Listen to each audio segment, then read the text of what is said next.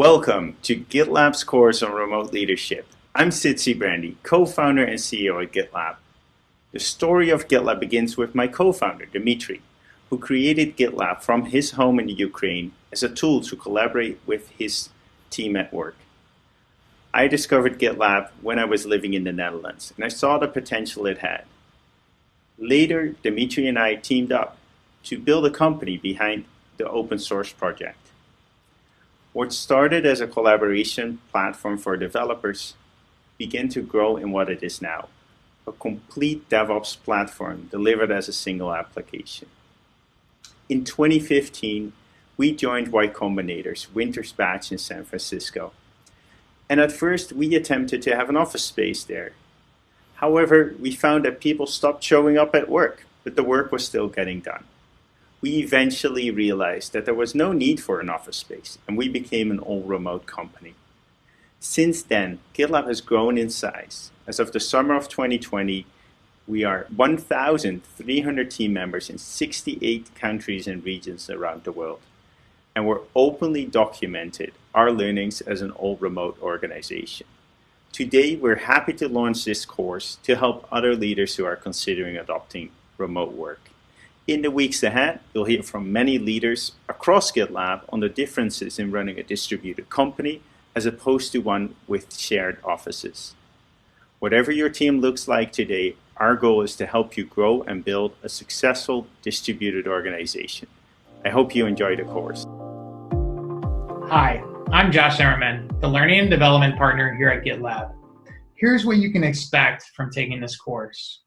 As a prerequisite, you should have some managerial, leadership, or people management experience. You do not need to have worked remotely before. And even if you have, we believe you'll gain a lot of new knowledge from taking this course. In Module 1, we'll cover the essentials of what it means to work remotely and why it's a major trend across continents and industries. In Module 2, we'll dive deep into people management practices to build a high-functioning distributed team.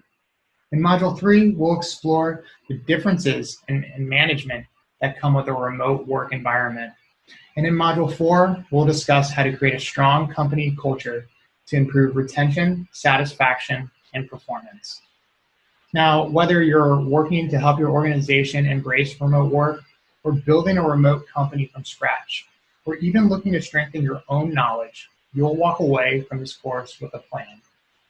Each module, we will guide you through important action steps to creating your own remote work plan.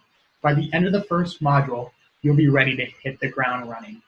From the entire GitLab team, we're so honored and thrilled that you are joining us here today on your remote work journey. Thank you and enjoy the course.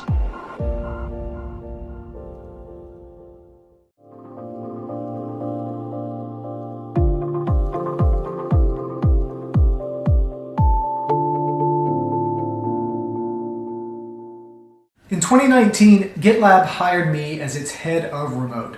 And as far as I know, I'm one of the first people in the world to hold that title. Even though not much time has passed since then, we are seeing this type of role become more and more common. Why? Because more companies are seriously considering and taking meaningful steps towards becoming not just remote friendly, but all remote organizations. The benefits of remote work are many. That doesn't mean it's an ideal solution, but we certainly believe it's going to become the default, not the exception. For example, remote teams can live and work all over the world. GitLab represents over 65 countries, and we know of organizations that have people in over 100 different countries.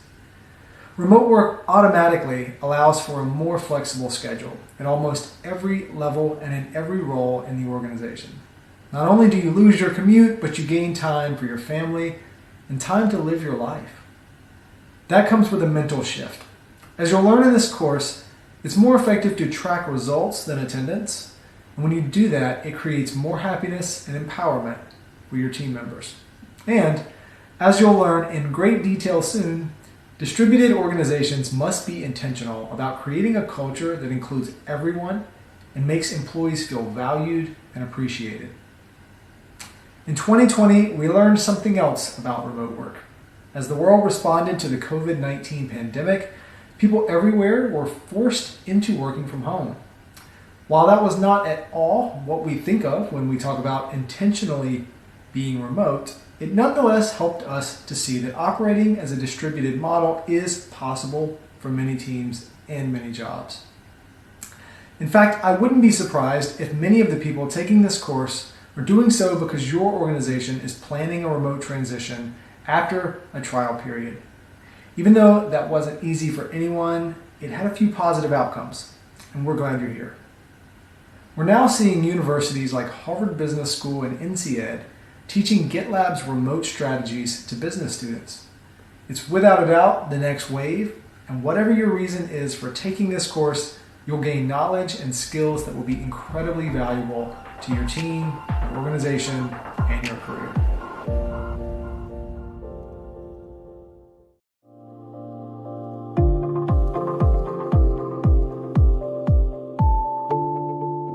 Remote work, distributed teams, telework, working from home. There are plenty of ways of talking about this way of working, and our terminology is continually evolving as we develop new practices, expectations, and systems. This course is designed to help you understand how a remote team operates, so you can support or lead one. To start with, let's run through some definitions and useful concepts. At its most essential, remote work is simply work that can be done from any location. A remote job is a job that doesn't require the worker to go to an office or workplace. Remote work typically requires a reliable, fast internet connection, appropriate equipment, and most importantly, good processes to empower the employee and organization to be effective without relying on physical proximity. In contrast, a co-located work environment is one where people inhabit the same space. A traditional office is a co-located environment. Co-located literally means shared location. In early 2020, just before the global coronavirus pandemic, GitLab surveyed about 3,000 adult professionals aged 21 or older who work remotely or have the option to work remotely and who are in roles with digital output. Here's what we learned. 43% of remote workers feel that it's important to work for a company where all employees are remote. More than 1 in 4 respondents belong to an all-remote organization with no offices, embracing asynchronous workflows as each employee works in their own native time zone. An added 12% work all remote with each employee synced to a company-mandated time zone. 86% of respondents believe remote work is the future, but it's also the present, as evidenced by 84% of those surveyed saying that they are able to accomplish all of their tasks remotely right now. 62% of respondents said that they would consider leaving a co-located company for a remote role. For more remote work statistics, please see the GitLab Remote Work Report linked in the resources section. We've also identified some key factors that make remote work possible. It's important to recognize that people who don't have access to all of these may also have more difficulty adopting a remote work lifestyle. For inclusive hiring, think about where you may want to bridge some gaps. With all of that said, we also want to point out that this is a growing, evolving field. Remote work is different for every industry, organization, team, and individual, and it will be greatly changed in just a few years. Later in this course, we'll examine some of the different stages organizations can exist in and the structure of a remote transition. First, we'll look at the most essential element of any remote team, its people.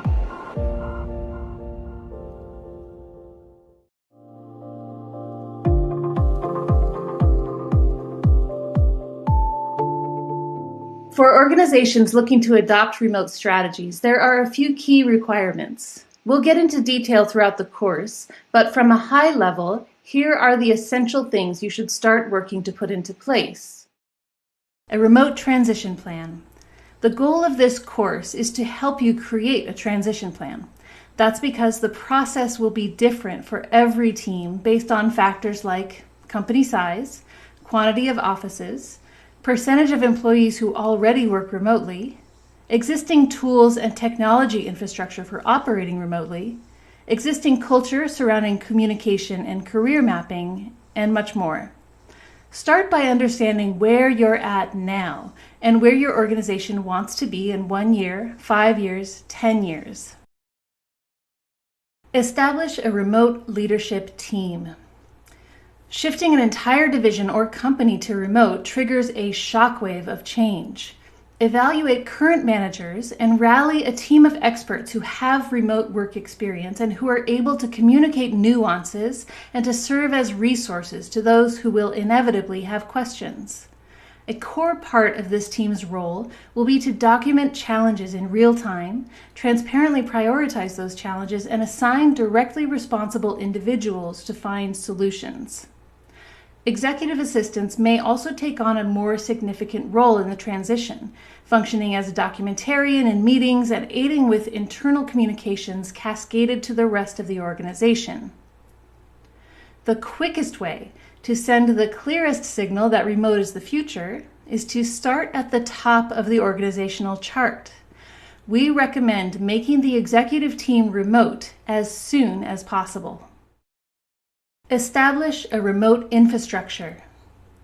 Companies considering a transition to fully remote should ask themselves if they could function if every team member chose to work from their home tomorrow. To get an idea of what needs to be in place from a tools and technology standpoint, consider the following questions in light of the aforesaid scenario. What voids would become apparent? What areas of communication would falter? What confusion would emerge? What tools do we use today that we could continue to use as a fully remote team? What tools that empower fully remote teams should we consider? Companies that rely on in-office meetings will likely need to embrace a new paradigm, leveraging video meetings and cloud calendaring. Consider the current adoption rate of these tools within your team. Is everyone using them? Are they being used in the same ways? If you aren't sure, start auditing these systems now. Enabling access to systems and files across a fully remote company can be very different and may require a new approach to security. Consult with your security team and consider an in-depth audit of your systems and tools to avoid common security flaws. Establish a handbook. This will be rudimentary to start, but start it anyway. Consider your handbook a living document which will serve as a single source of truth for more pressing questions. Share the handbook company-wide and update it continually. This can start as a single company webpage or wiki, and it will grow to serve you well as long as it's kept current. GitLab uses GitLab to build, sustain, and evolve its company handbook. It's certainly a good idea to implement a tool that has version tracking and other features that were developed to allow many people to work on a single piece of documentation. Empower your team to contribute to your handbook, and it will grow more quickly and stay more up to date. One of the most sizable challenges when going remote is keeping everyone informed. We will discuss this in detail later in the course. We urge you to take documentation seriously from the start. Establish a communication plan. Documentation doesn't cover the more time-sensitive or high-impact communications you'll want to share throughout your remote transition. Get your communications and HR teams involved early to discuss how to message any major changes. Whatever your current view on transparency, leaders should not hold back during this time. It's vital to maintain perspective through this shift, and leaders should prioritize communication. Everyone reacts to remote work differently. This can and likely will feel jarring, and team members will expect frequent updates as leaders iterate on their communication plan in real time. For a fast boot on this front, consider replicating GitLab's public communication guide. During the transition, depending on your team's size, consider an always-on video conference room for each team where team members can linger or come and go as they please. This simulation helps acclimation, enabling team members to embrace the shift to remote in a less jarring way. It also shows intentionality around informal communication, an important element that occurs spontaneously in an office and needs an immediate replacement in a remote setting.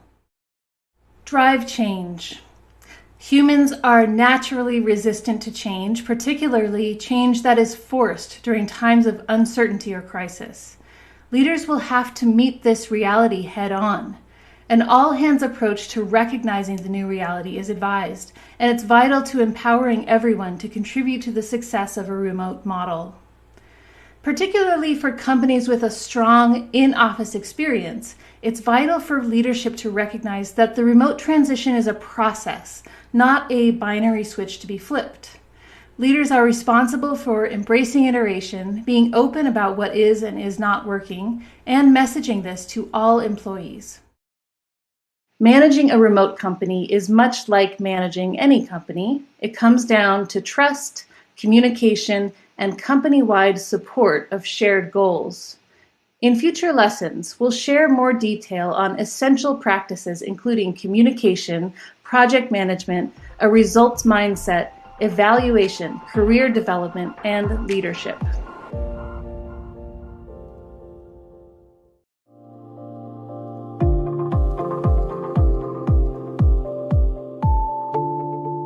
When you start building a global team, the first thing you should expect to shift is your mindset. In this lesson, we're going to cover some of the major changes you should take into account. There were over 500 candidates for my job, and that is the norm for a remote role. You now have access to a global pool of applicants. You're no longer limited by who's in your area or who's willing to relocate. That comes with many benefits, and it comes with some challenges. The most obvious benefit is that you can hire the people who are truly the best fit for the role and for your organization. And the challenge arising directly from this is that if you truly want to attract people from everywhere, you may need to bridge some cultural barriers. Help potential candidates understand what you're offering by transparently sharing the details of the job, including the salary range and the benefits, so that anyone who's interested can assess the opportunity. Please see our recommended reading for more on why this is important for effective, inclusive hiring practices. Likewise, make it easy for candidates to find information about your company's culture and your ways of working. We'll cover culture in more detail later in this course, but for now, just put yourself in the shoes of an international applicant. What do they need to know about working for your company? What will they experience? Help them understand. From privacy laws to labor laws to restrictions on access, there are many important details to consider as you move into global hiring. Generally, most organizations will not choose to incorporate in every country where they have a presence, particularly if they have only a few employees there. Instead, you need to weigh the benefits of various other options, which can be more or less attractive from country to country. GitLab currently maintains legal entities in some countries while hiring professional employer organizations elsewhere to serve as the employer of record and to facilitate payments. We also leverage contractor agreements where other options aren't viable. Take this information into account as you plan to expand your applicant pool, and be aware that there will be some places in the world where the obstacles may be too great and you may not be able to hire even the most qualified individuals. For the rest, have a plan, be transparent, be inclusive, and you will receive all the advantages of working with a truly global workforce.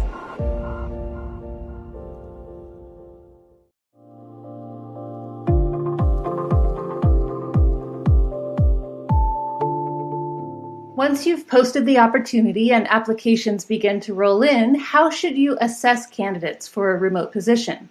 How should you conduct interviews, and what should you ask? Hiring can be a complex, nuanced process, but if you approach it with forethought and strategy, you can discover team members who will thrive remotely and who will help support a strong team culture.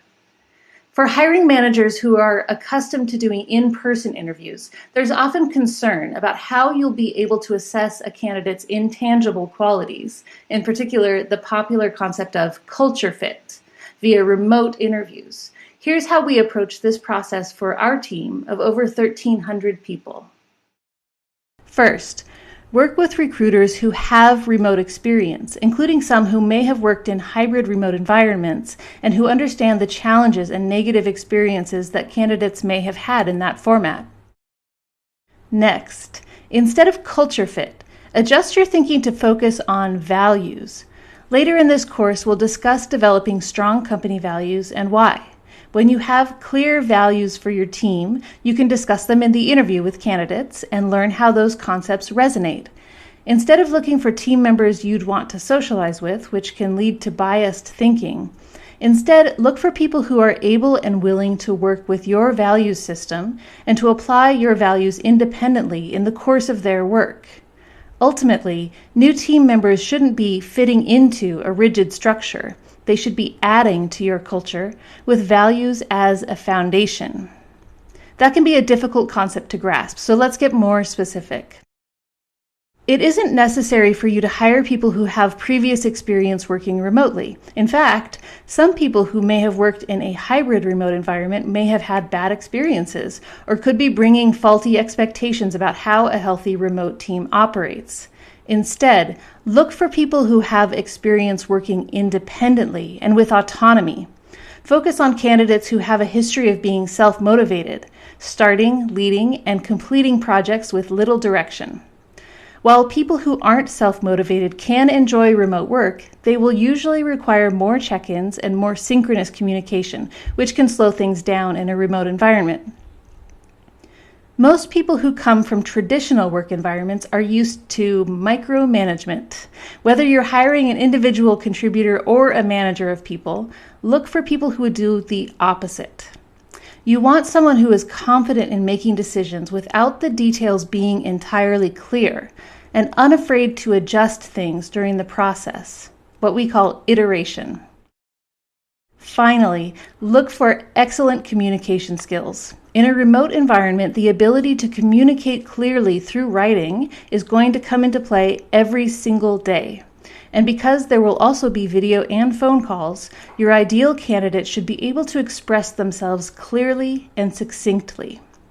Conduct interviews exactly in the format you'll be using to work together, written messages and video calls, in order to get a sense for how communication will work. When conducting an interview, keep in mind that panel-style interviews don't work well remotely. Even if the interviewers are in a room together, it's an awkward experience. Instead, stick to one-on-one interviews over video or phone, with preference given to video calls. In some cultures, this can be challenging for interviewers as well as interviewees, so ensure everyone involved is well prepared. Please see our linked resources on how to communicate expectations so that candidates can prepare for the interview. Here are some of our recruiters' recommended questions. Keep in mind that there aren't always right and wrong answers to these questions, but that they're designed to help you understand a candidate more effectively. To create a universally inclusive interview process, especially when hiring globally, we recommend having your interviewers and your recruiters regularly complete implicit bias training. But it's also important to create a level playing field for candidates. Always offer candidates the option to reserve a co-working space, a laptop, or any other resources they need to conduct the interview, with the costs reimbursed confidentially. And always remind your interviewers that candidates may not be calling from an ideal environment. Excuse background noise, excuse connection problems, and excuse any other issues. Keep your focus on the candidate, not their environment.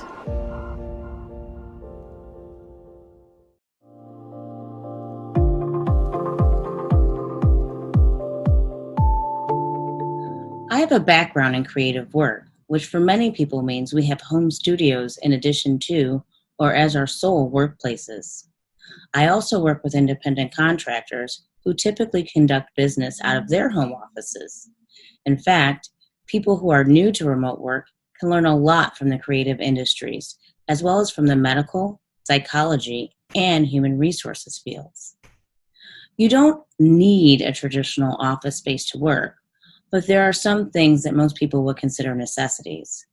Plan and budget to make those things available to your team. Remember that by losing the overhead of a physical office, you save quite a lot of money, far more than you would spend on one-time purchases for equipment, furniture, and other necessities that will raise your team's satisfaction and productivity. The most important thing we all need is the ability to focus without interruptions and distractions. In fact, home offices can be better for this than the traditional office, as long as you have a designated workspace with a door that can close. For some people, that workspace can be as simple as a chair and a table. Others may need a room of their own. While we all love our families and what they add to our lives, we all need to be able to signal when we're working and can't be disturbed. A door serves that purpose, and it also helps to reduce any noise that can distract while you're working. It's crucial for people to be physically comfortable, not just for productivity, but for their long-term health. As an employer, you should feel responsible for ensuring people have access to ergonomic workspaces. That includes good lighting, which is important for mental health. You may also want to consider climate control. Is your office space hot in the summer or cold in the winter? If all these elements aren't available in the home space, then it's a good idea for employees to work in a co-working space or another spot outside of the home. Plan to reimburse co-working spaces and other memberships for team members who request them. On the other hand, some of the things we take for granted aren't needed. The most obvious is the shared office space. Some people like going into an office, but that's a matter of personal preference or relevance to their role, not a universal need. Also take into account that people won't always be in the same spot. Remote work creates flexibility. Make sure your team members know what you expect from them and give them leeway to travel, co-work, or create other flexible arrangements. In fact, a distributed team, you may want to encourage people to travel and meet each other in person. Consider creating travel stipends for people visiting their coworkers. If you have team members who travel consistently, offer them a co-working membership. Finally, later in this course, we'll talk about asynchronous work. Keep in mind that a flexible schedule allows people to prioritize their lives and families, which is one of the biggest workspace improvements you can offer.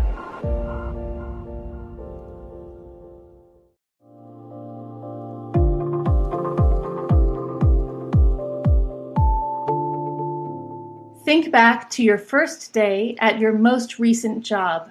What was the experience like? How were you introduced to your team? What tasks did you start with?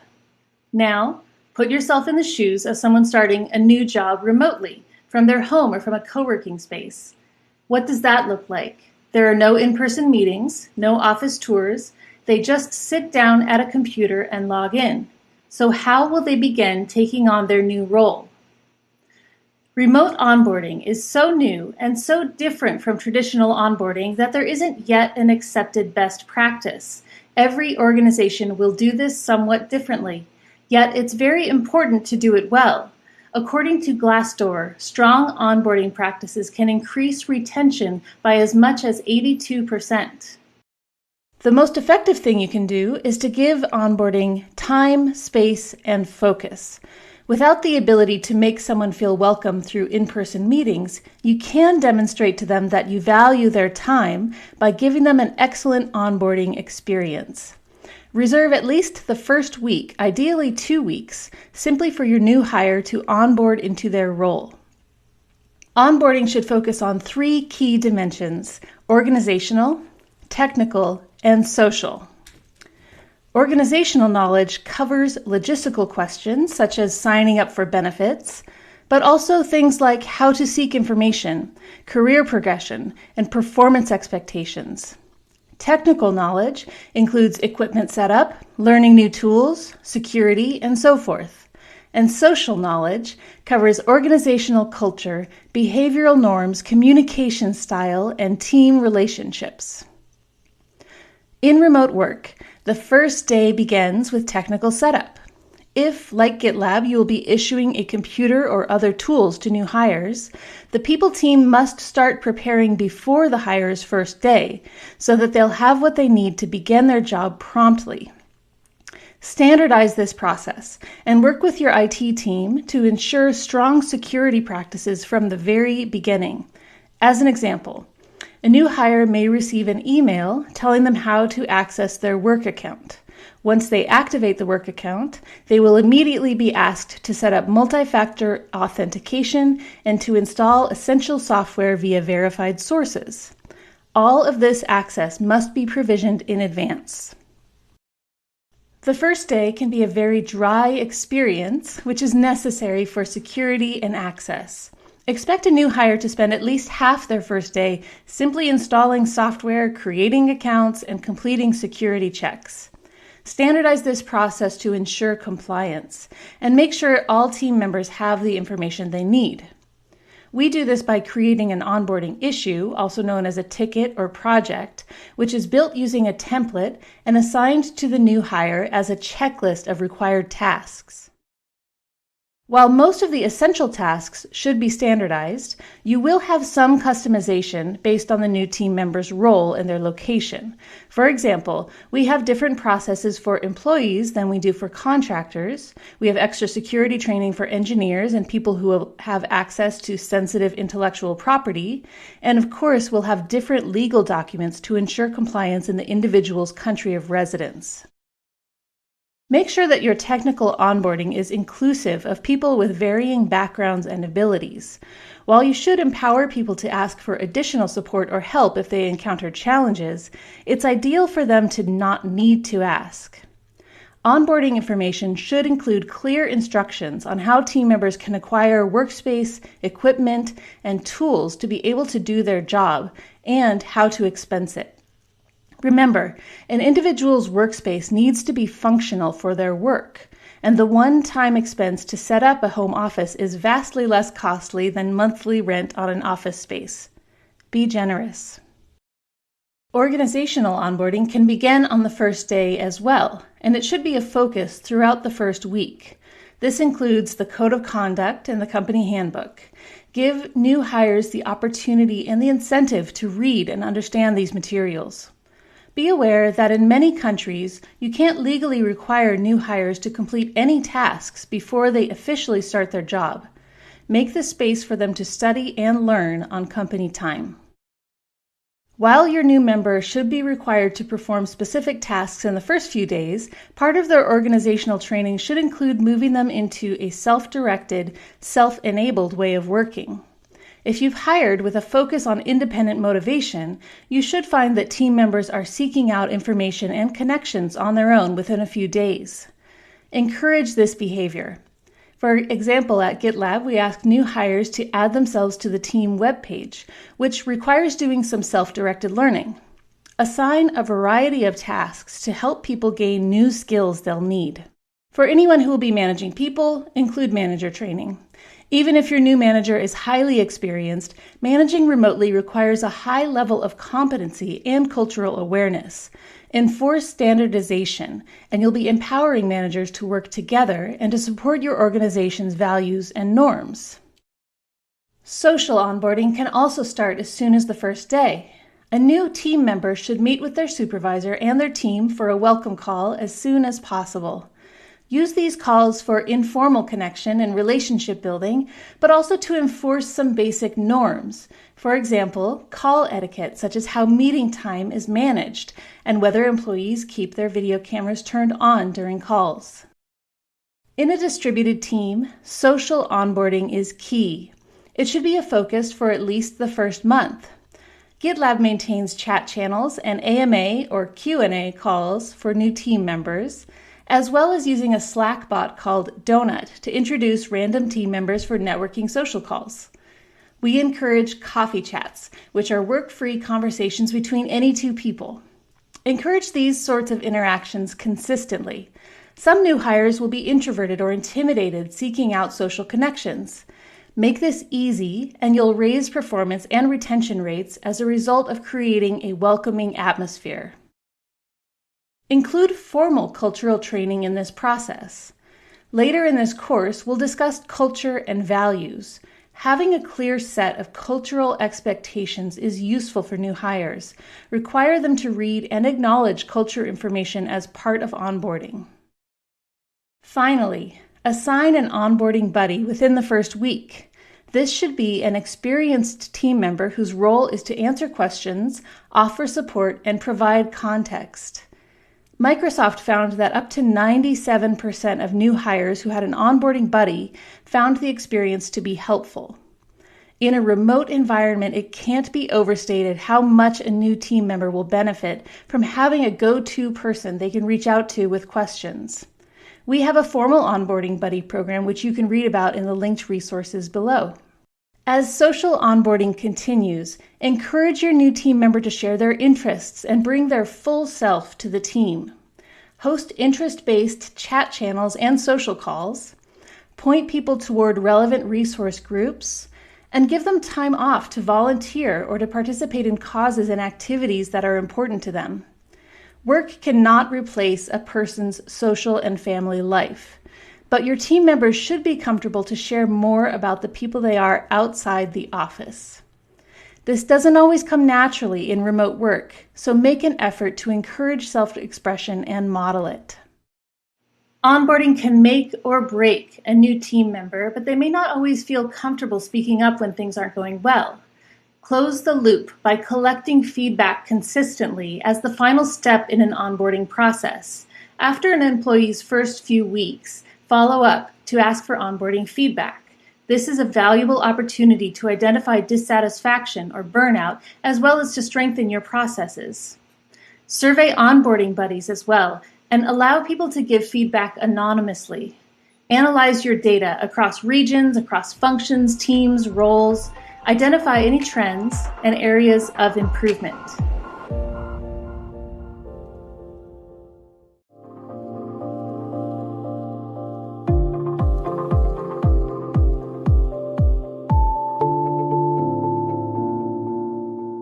Let me ask you a question.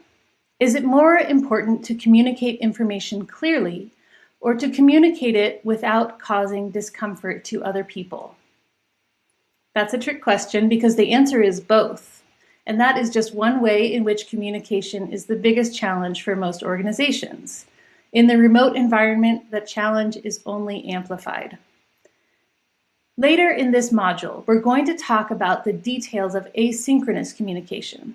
But what it effectively means is that people are on different schedules and different time zones. So you may send a message, but it won't be read for several hours or even days.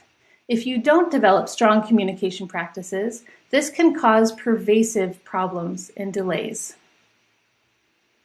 Cross-cultural communication is a subtle art, and nobody does it perfectly. People have different expectations, and that can lead to misunderstandings.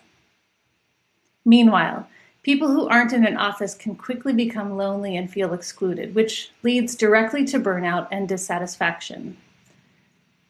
At GitLab, one of our main areas of team focus is on having robust communication practices. We do this in many ways. Our primary tactics are to intentionally be transparent in all communications, to consistently create opportunities for informal communication, and to rigorously document everything. And when all that fails, we approach misunderstandings with the idea that everyone is on the same team with a positive intent. Most organizations are the opposite of transparent, so we know this is a big ask, but can you imagine what it would look like to share information openly, at least internally among your team? GitLab is an open core company, so we're transparent by default. And as a result, we believe that we're more efficient. People can find the information they need quickly without having to ask. They use our company handbook or our project management systems. If you don't have transparent communication, you are duplicating work and you are creating a blocker for people. So take a good hard look at your intellectual property and your documentation and ask yourself, how much of this could we make transparent and what would we gain from that? Different cultures and groups communicate differently. Low context communication is an approach that's designed to be inclusive of everyone, no matter their background or experience. The idea behind it is to act as if the people you're talking to have no additional context available to them. Give them the full information with links to additional reading if needed, so there's no time or effort wasted and they can act quickly without misunderstandings and false steps. As a leader, this puts the burden on you to communicate more clearly. Will it slow you down? In the moment, yes. But the alternative is communicating quickly and not giving full information, and that slows your entire team down, much less efficient in the end. Imagine you're based in Asia and your team member is in North America. You have a question about something in their area of expertise, so you write down the question and send it to them, but you may not read their response for a full day. And what if you have a follow-up question? Or imagine if you are a manager and one of your direct reports needs some information while you're in the middle of something. You now need to stop what you're doing and go find the answer, otherwise your report is blocked. Now, imagine you have a single source of truth, a complete home for documenting all the information your team members might need to know, which is kept up to date. The team member on a different time zone won't need to wait, and the manager won't have to break their workflow. Individuals can find the information they need right away without having to ask at all. In the next lesson, you'll learn what it means to have rigorous, transparent documentation and how that can improve inclusivity, efficiency, and communication throughout your organization. Communication breaks down. That is a normal, routine experience in the workplace, so we plan for it. GitLab encourages team members to assume that everyone is working towards shared goals and that we all want the best for the organization and for each other. When we have a misunderstanding, we focus on the positive and work to resolve it. It's surprising how far this shift in attitude can take you. Give it a try.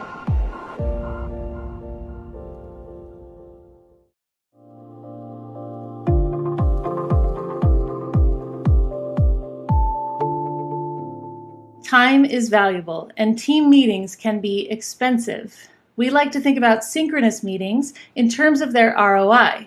In other words, if we've gone to the trouble of pulling everyone away from their workflow, how will we make sure we are adding value?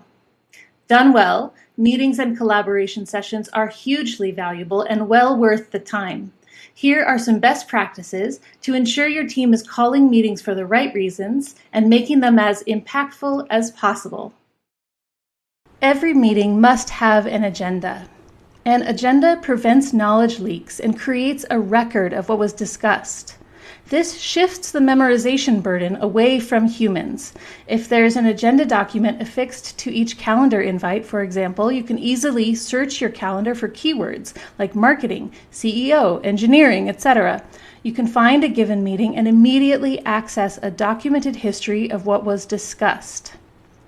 An agenda also creates a more inclusive meeting atmosphere. People can add questions and insights before and even after a synchronous meeting. This is inclusive of people on different time zones who may not be able to be there in person. Plus, those who are less comfortable verbalizing points in front of management can use the agenda document to properly articulate their complete thoughts. Finally, an agenda creates a takeaway. The agenda document lives longer after the meeting, and it's easy to add action items. During the meeting itself, take comprehensive notes in the agenda document. It's not rude to focus on documentation in a meeting. In fact, a surefire way to waste time in a meeting is to avoid writing anything down. Meetings within an all-remote company require documentation to be worthwhile. Also, always record the meeting. You can always delete an unwanted meeting recording, but it's better to have the option to keep it if you decide you want to access or share it later.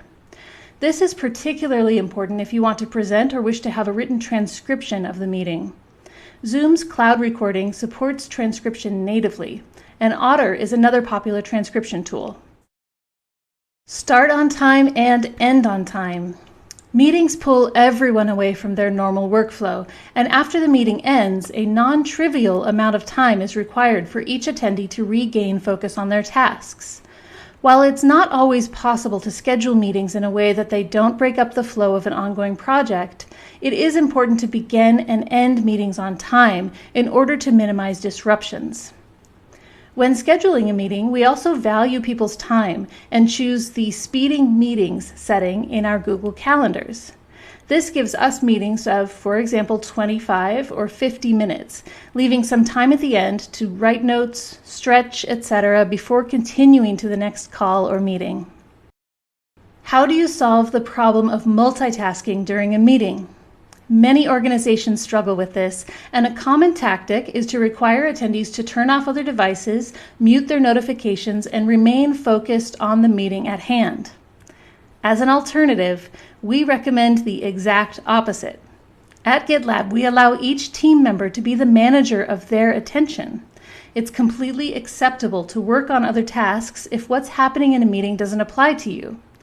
Does this mean that occasionally we have to ask for something to be repeated? Yes, but we accept that as a normal occurrence. It's not embarrassing to ask for something to be repeated because you manage your own attention.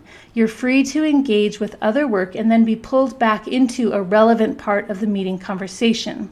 This reduces stress for people who have lots of meetings on their calendars, and in a remote environment, that is a common experience. This also means that some people will skip meetings when they have other priorities. That's another reason that you should aim to record all meetings, particularly when key individuals aren't able to join live. This allows team members to catch up on what transpired, adding context to notes that were taken during the meeting. Likewise, cancel unnecessary recurring meetings. Recurring meetings are often established as meaningful points along a given journey, but don't hesitate to cancel them after their purpose has been served. Canceling meetings isn't an insult to the attendees. In fact, they'll probably appreciate having that time to focus on their priority work. A hybrid call means that you have a physical room with some meeting attendees sitting in it together, while other attendees are remote.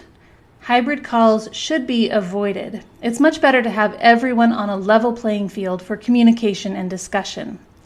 If a hybrid call must happen, however, everyone should use their own equipment, including cameras, headsets, and screens, even if they're physically sitting in the same room. This ensures that everyone is on the same playing field in terms of call experience. If possible, it's best to separate briefly and take the call from separate workspaces, creating a 100% remote call experience.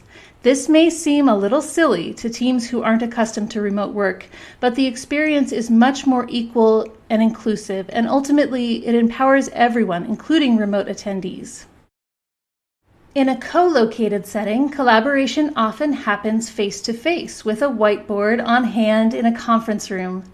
Working remotely sometimes feels like working on your own, with your own calendar, your own schedule, and your own documents. But with a common goal, with some strategic planning, and with the right brainstorming tools, collaborating in a remote environment can be just as productive as collaborating in an office. Remote teams should aim to minimize their tool stack. It's good practice to consider how you can extract additional value from tools you already use. Google Docs is a great example of this. While Google Docs is a fantastic shared editing tool, GitLab also uses it as a remote whiteboarding tool. Everyone can write, not just the most senior people in the room. Multiple people can write at the same time. You can see what people are looking at, you can make suggestions, add screenshots and embeds, and even link to external resources. Of course, there are also multiple online design and whiteboard tools such as Mural and Figma, which are more visually oriented and allow for collaboration. Your design and product teams are likely to need a more sophisticated experience than the rest of the organization. For deep dives on how GitLab's UX and design teams collaborate remotely, please see our linked resources.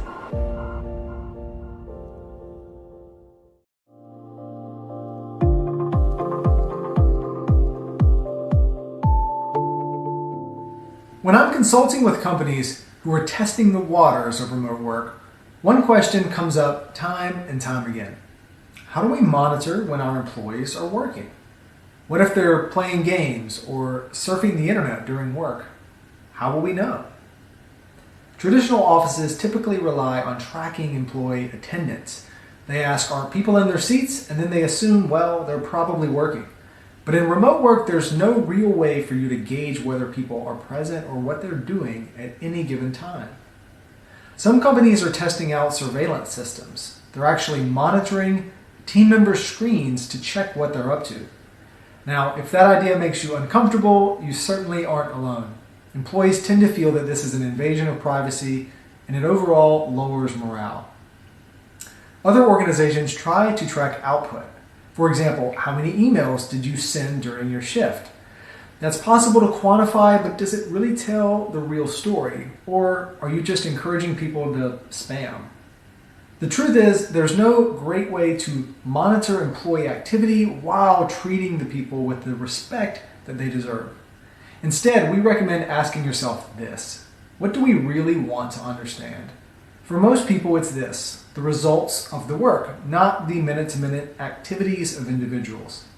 What you really want to know is, how well are my team members contributing to business goals? And for that, measuring attendance or activity is useless. Later in this course, we'll talk about how strong team values create a culture of success and high performance. But you'll see the first example now. GitLab's most important value is that of results. Above all else, the result of our work is what truly matters. Many companies these days use an OKR system to achieve results systematically, and so does GitLab. By setting up a system of written objectives and key results that all ladder up to business objectives, we can make sure that each team member knows how they are individually contributing to a shared goal. Once you have goals outlined, then you can implement regular review cycles. Employees can be evaluated on how well they are reaching their goals, which is much more useful to them personally and to the organization. OKRs help with collaboration because there's a transparent understanding of the objectives. For example, you could negotiate with, I can't give you X resources, but let's take a look at what the priorities are. But it's not a perfect system. As with any goal-oriented system, OKRs can compete, conflict, and even block each other. It's not up to the individual team members to set goals without conflicts. Rather, it's a manager's job to check for potential blocks and help to free your team members forward motion. This is where communication comes back into the conversation. Make sure your team member is encouraged to work with others instead of competing or becoming siloed. And help your team understand that they're all working towards the same outcomes. And as a leader, help them be strong contributors. In the end, would you rather spend your time monitoring employee attendance or helping them be more effective and raising the output overall of your team? The answer should be clear.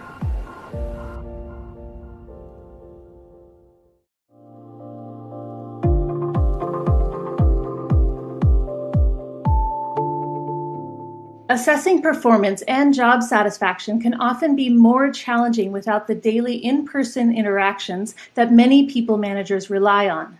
Let's look at a few of the common issues that can arise for remote employees and how to implement systems that help empower team members to thrive and advance in their careers.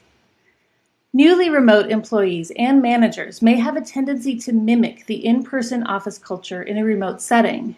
They can bring with them many of the habits they learned in their corporate organization. Be aware of the learned behaviors that, while you may not be encouraging or promoting them, can still become pervasive. You already know that communication is a challenge at every level of a remote organization. At the individual level in particular, people feel pressured to communicate synchronously. Most people instinctively respond as quickly as they can to a message from a manager or a teammate. Many managers also expect quick responses.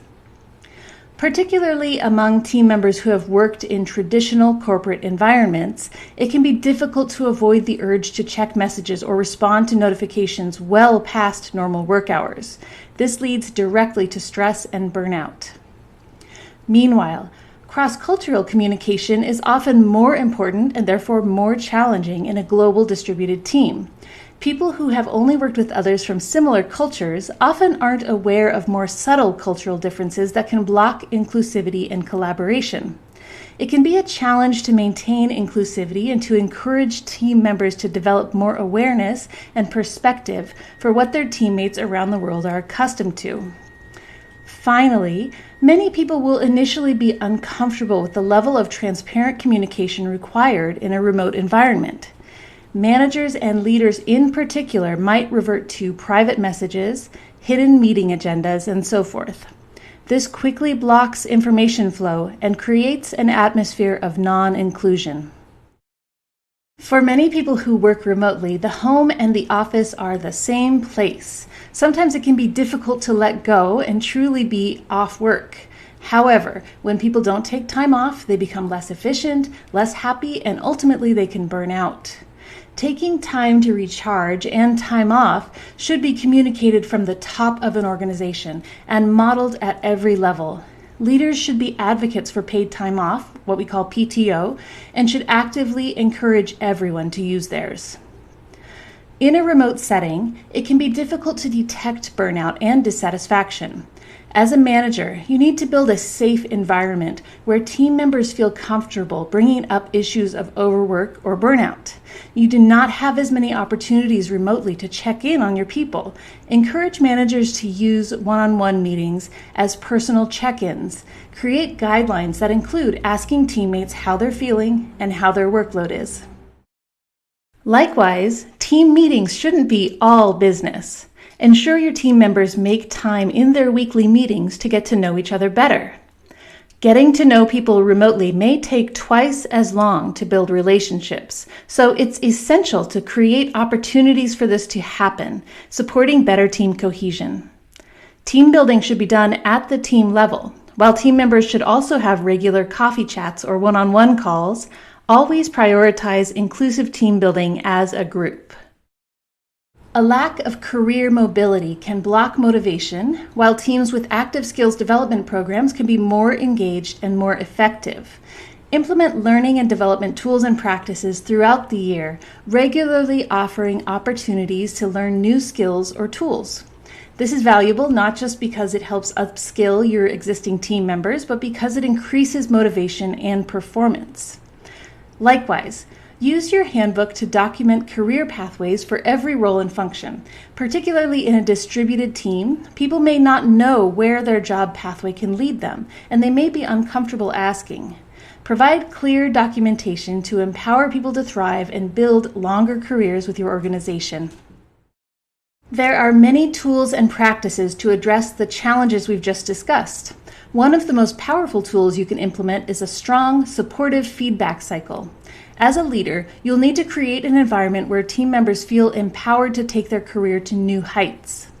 Employee evaluations are an important part of a remote organization.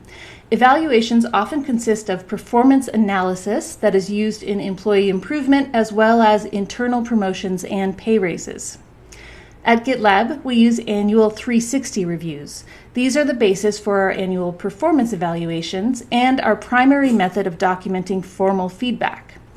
This feedback is implemented in the promotion process as well and is a prerequisite for promotion. We use this to gain a clear understanding of an individual's strengths and development. 360 reviews are done asynchronously. Over the course of several weeks, every team member gives and receives feedback through a secure tool. Then the feedback is reviewed between the individual and their supervisor, and a relevant action plan is created. In between the annual reviews, we encourage active feedback sharing and proactively share best practices for doing so. Feedback should be given in real time whenever possible. For positive feedback, thanks, and praise, we encourage using a public channel. Praise should be given in front of an audience unless the team member being praised isn't comfortable with that. For negative feedback, we recommend giving it privately, either in a face-to-face call or via private message. Strong handbook documentation is essential to this process. Make sure it's easy for team members to find out what to do if they have a problem or a piece of feedback. It should also be clearly documented how feedback can affect an individual's career trajectory. We have all this information easily accessible to team members. As a reminder, it's easy for people to feel lonely, isolated, or invisible in a remote environment. One easy way to combat this is to encourage managers to give frequent recognition and praise. This helps employees know that their work is valued and understood.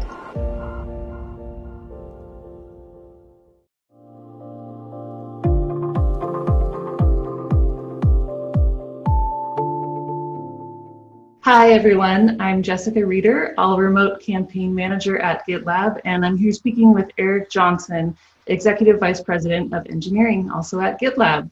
And we're going to talk today about remote leadership and why that is different from traditional leadership, what remote leaders need to know. So, Eric, hello, welcome. Hi, thanks for having me. Great to have you. So let's jump right in and start by talking about how remote leadership is generally different from leading an in-office team. Sure. Yeah, I think one of the things that comes to mind is my wife's field, psychology, and she's taught me quite a bit about it. And one of the most significant things I've learned from her is how people learn. And so the primary way people learn is really by observing the behaviors that the leaders they're around are modeling. And secondly is what is coming out of those leaders' mouths, what they're telling them to do. And then a distant third is sort of negative incentives or punishments, and that really doesn't work at all. So I wouldn't advise doing that. But I think leaders commonly forget about the first one. Another way to say it would be, walk the walk and talk the talk. That sort of phrase. But the idea, for instance, is, if you're telling them, hey, take vacation time or something like that, if you're not doing that yourselves, they're going to get a strong signal that it's really not okay to do that. So you need to be cognizant of that and not just take it, but almost do what some leaders find uncomfortable, which is advertise things like that. So I happen to be about to take a staycation next week. And I've got it in my staff meeting, and I keep reminding people, whether it's a skip level meeting or something like that, hey, heads up, I'm taking a vacation. It's not because I'm being flashy and letting them know that I get to take time off. Is that I'm signaling, hey, it's genuinely okay. We're telling people to take vacation, but also we're doing it ourselves, and that they should as well, to take care of their mental health, their family, and these other things. And I think this becomes even more important in a remote environment because you have less time in front of your employees. And so you have to really pay close attention to those moments where you are in front of them and make sure you're modeling the things that you're telling them you want them to do. So that's one. The other thing that it seems to be unique about remote work is that, I view detecting burnout as a management and a leadership responsibility. And that is that much harder to see in a remote environment. When you're in person or on premise, you see behaviors like in the engineering context where someone is showing up 5 minutes late to the stand-up, every day in a week or something like that. And you pick up on these subtleties. You don't have those sort of subtle avenues to get that information. And so you need to be more deliberate. You need to be asking those questions in one-on-ones, and you need to be looking for other behaviors. And you really need to be coaching your employees to manage their own time and their own burnout, and schedule a walk in the afternoon, or as I mentioned, take vacation time and whatnot. But be cognizant that that's going to become more of a challenge, is making sure your employees don't burn themselves out. Another thing is when you're remote, you really have to focus on asynchronous work. People need to be able to work independently on things. And so you have to focus on work breakdown, take a large project, break it up into chunks, something that someone can take offline for half a day, a week, and come back with a result, and then integrate that result with the pieces that their teammates have been working on so that you complete the project together. So work breakdown or work shaping is that much more important in a remote organization. And when people are working asynchronously, you have to be cognizant of, every time you're faced with a challenge or a new workflow, you have to think about, like, how can we get this to work in an asynchronous fashion? But then also be cognizant that when that stops working, you do have to use synchronous modes of communication, like a relatively expensive Zoom meeting. And I say expensive because if you've got people in different time zones, you have to make sure all awake and working at the same time, and that can be hard to achieve. You don't want to do that very often, or more often than you need to. So the idea is be async sort of by default, work hard to create async workflows for new challenges, and then be cognizant of when it stops working for you and when you need to fall back to relatively more expensive modes of communication. And then another thing that we see, because people happen to be going remote in sort of emergency fashion currently, is there's an instinct amongst managers that people might not be working as hard, and that they should purchase some form of employee monitoring software.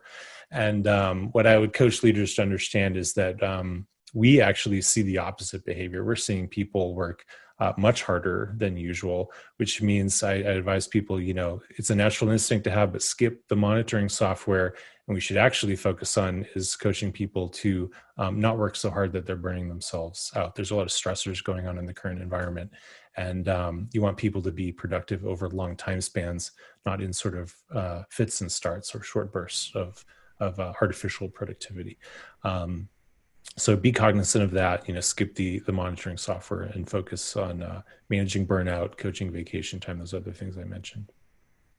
Yeah, and I think that, the wish to monitor employees comes from a good place. It's wanting to make sure that you're leading effectively and that people are able to do their work, that they're able to be productive, and that goals are going to be met. But it's different in the remote environment. So when a leader is working through this transition or getting ready to lead a distributed team, what are some ways they can educate themselves and become more knowledgeable and prepared? Yeah, that's well said. I would say it's just it's sort of a crutch you can lean on when you're in an on-premise office environment. It's natural to use the fact that you can sort of see the production floor as part of your management style, and just be aware that you won't have that when you go remote, and you need to build a different set of skills to manage the productivity and engagement of your team. I think the GitLab handbook is a great resource. We publish it for ourselves, but for transparency, we make it available to everybody. And there's a lot of information in there. I would caveat it and say that we're all remote and we've been doing this a long time. So there is a level of detail in there that may not be useful for you depending on what time horizon you plan to be remote or what your long-term goals are.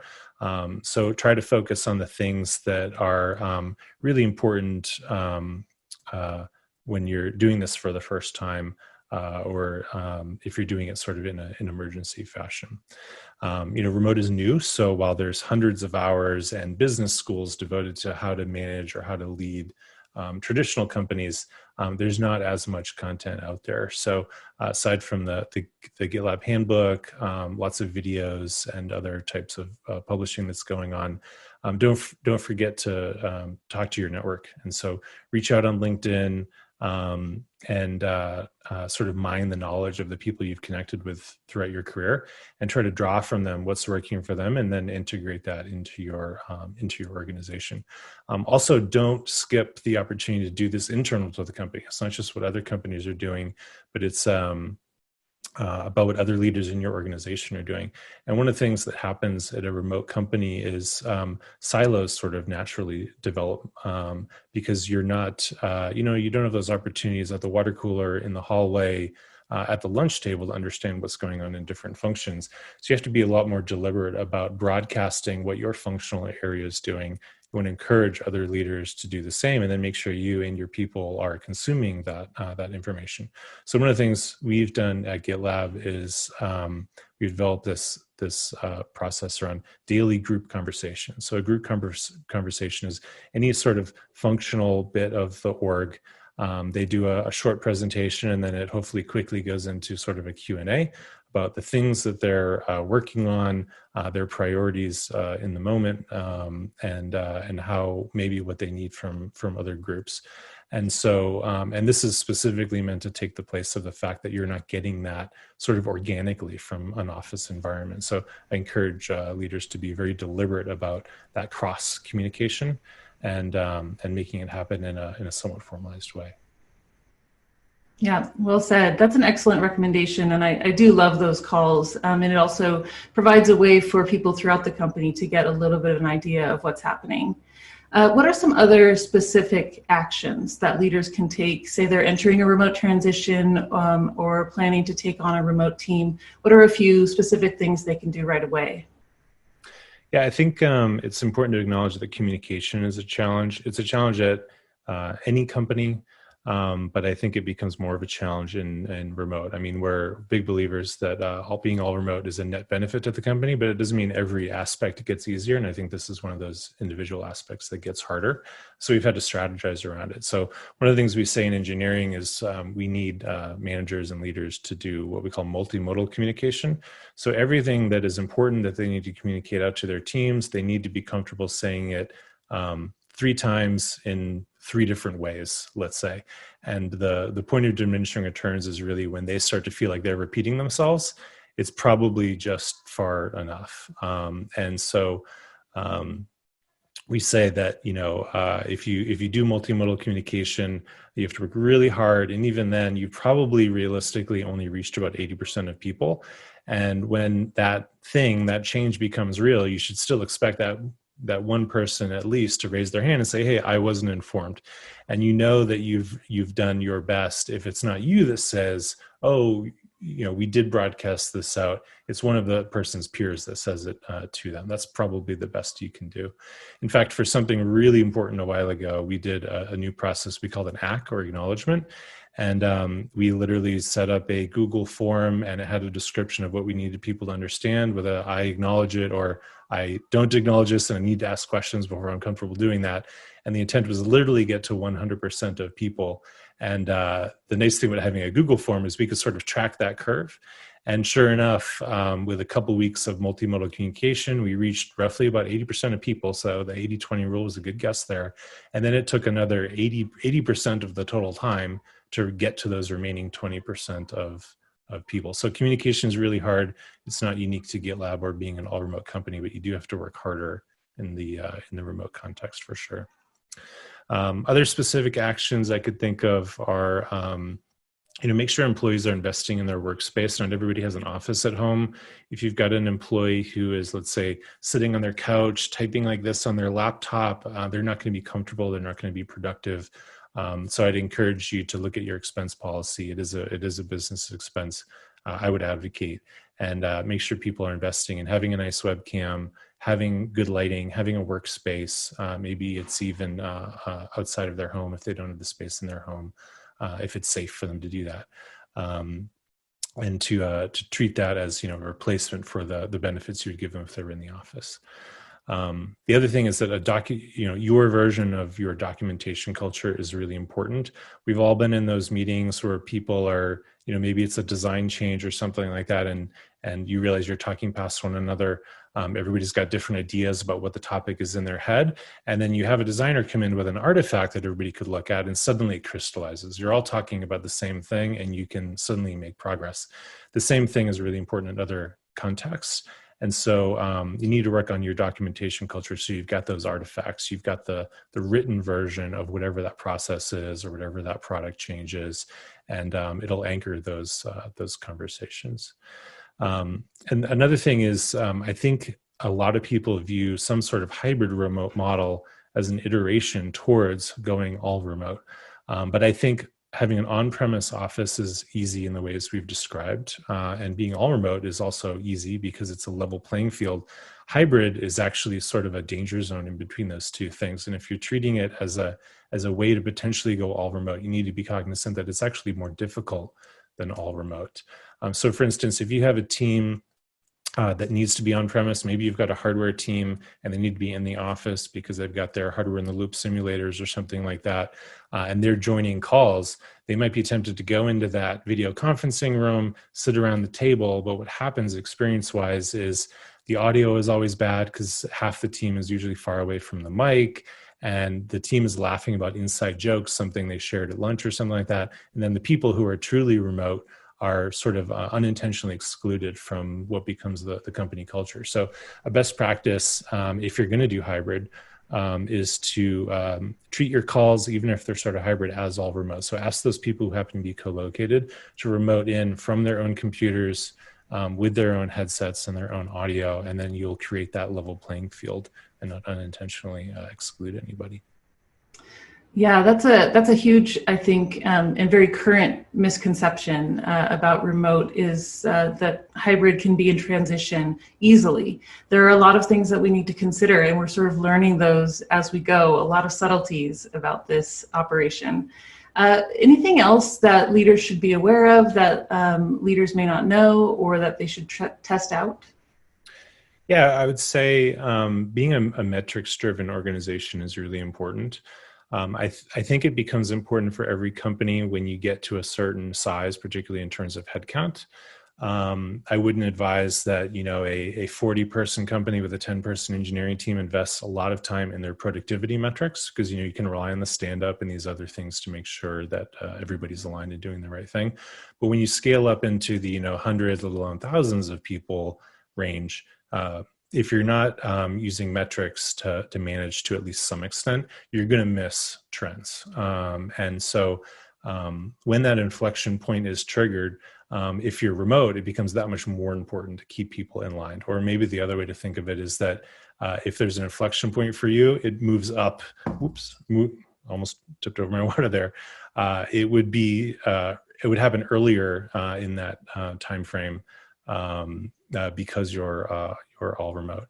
And so metrics, again, they allow you to confirm your instincts. They'll also tell you things that you are missing wherever you have blind spots. And when people are distributed and they're working most of the day independently, not in the same room with one another, if they can look at a chart, they can understand what they need to do, particularly when they encounter an ambiguous situation. You know, I'm confronted with some A/B decision that we didn't anticipate. What do I do here, whether I'm designing a process or writing some code? If they understand the metric that you're optimizing for, they'll usually make the right A/B decision and get through that ambiguous situation. Yeah, very well said. Excellent insight. Excellent insights throughout. I really appreciate your time sharing this knowledge with all of GitLab and also with our learners at Coursera. So thank you very much. And it's been great to have you. Thanks for having me.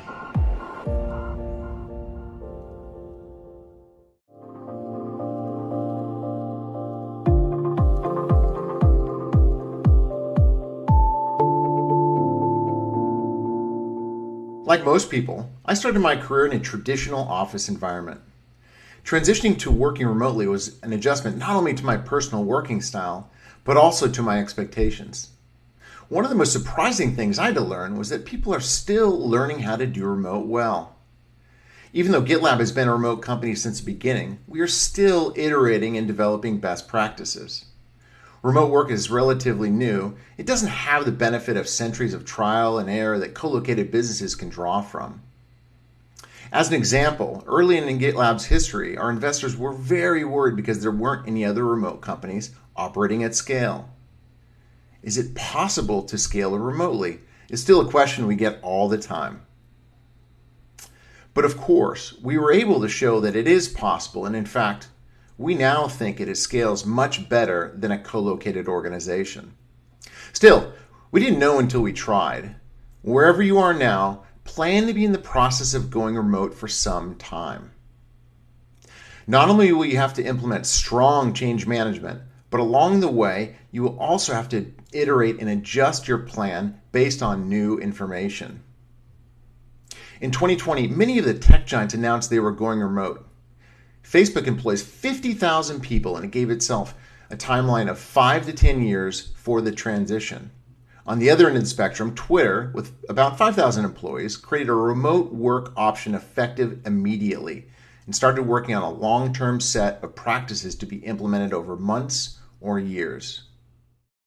The process of adopting remote practices is going to be very different for every organization, every leadership team, and every company culture.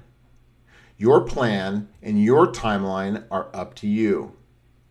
In this lesson, we're going to be looking at pathways and stages you can expect to move through.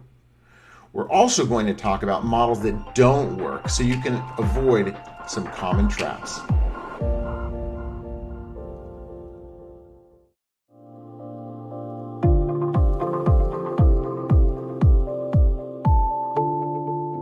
By this point in the course, you should be ready to start customizing your approach, and that's exactly what we're going to do next. This lesson will comprehensively detail the major types of remote team structures. How will you know what structure is right for you? Start by asking some questions to clarify your expectations. The first thing to understand is how you're implementing remote work into your team structure. Will everyone be remote, or a certain percentage of team members? Is that determined by their job function or their role, or is it more connected to their geographic location? Then, think about what people need on an individual basis. Can they actually do their job without being tied to a physical job site? How are you ensuring people will have access to the things they need to do their jobs and advance in their careers? And how will you make sure they're happy and working well? We've identified at least 10 common types of team structures, but we'll focus on the top 5 here. In this lesson, we'll give you information on each of them to help you choose a model that works for your organization. Keep in mind that you can transition from one model to another over time. A sustained, healthy, iterative approach to remote is more achievable than attempting to go from zero to mastery overnight.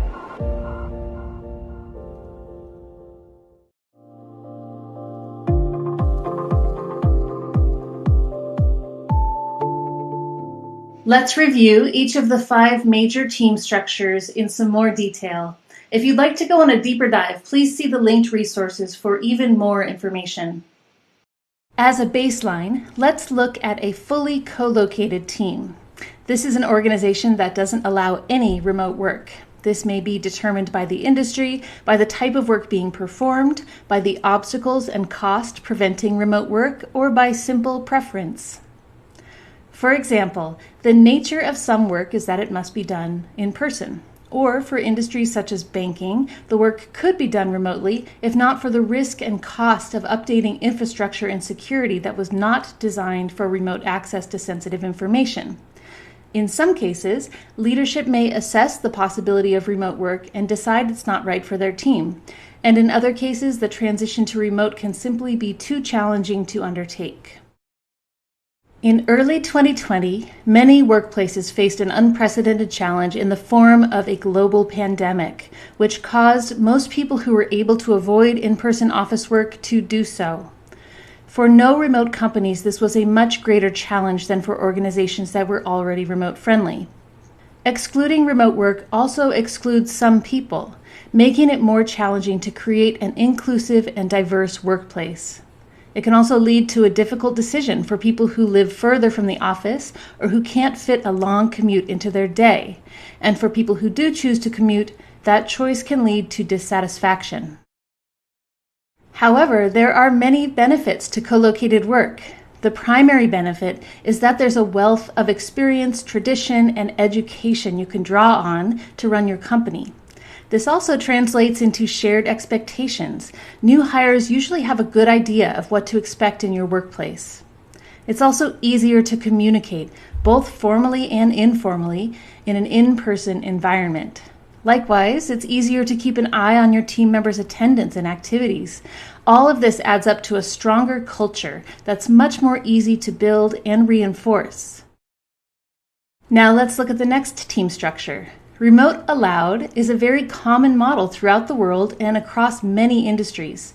It's quite simple. The organization maintains office space for all team members, but permits them to work remotely sometimes. Most people spend most of their time in the office, with remote work as an exception to the rule. Remote allowed teams typically treat it as a benefit, as a perk, or as a compromise for employees requesting schedule flexibility.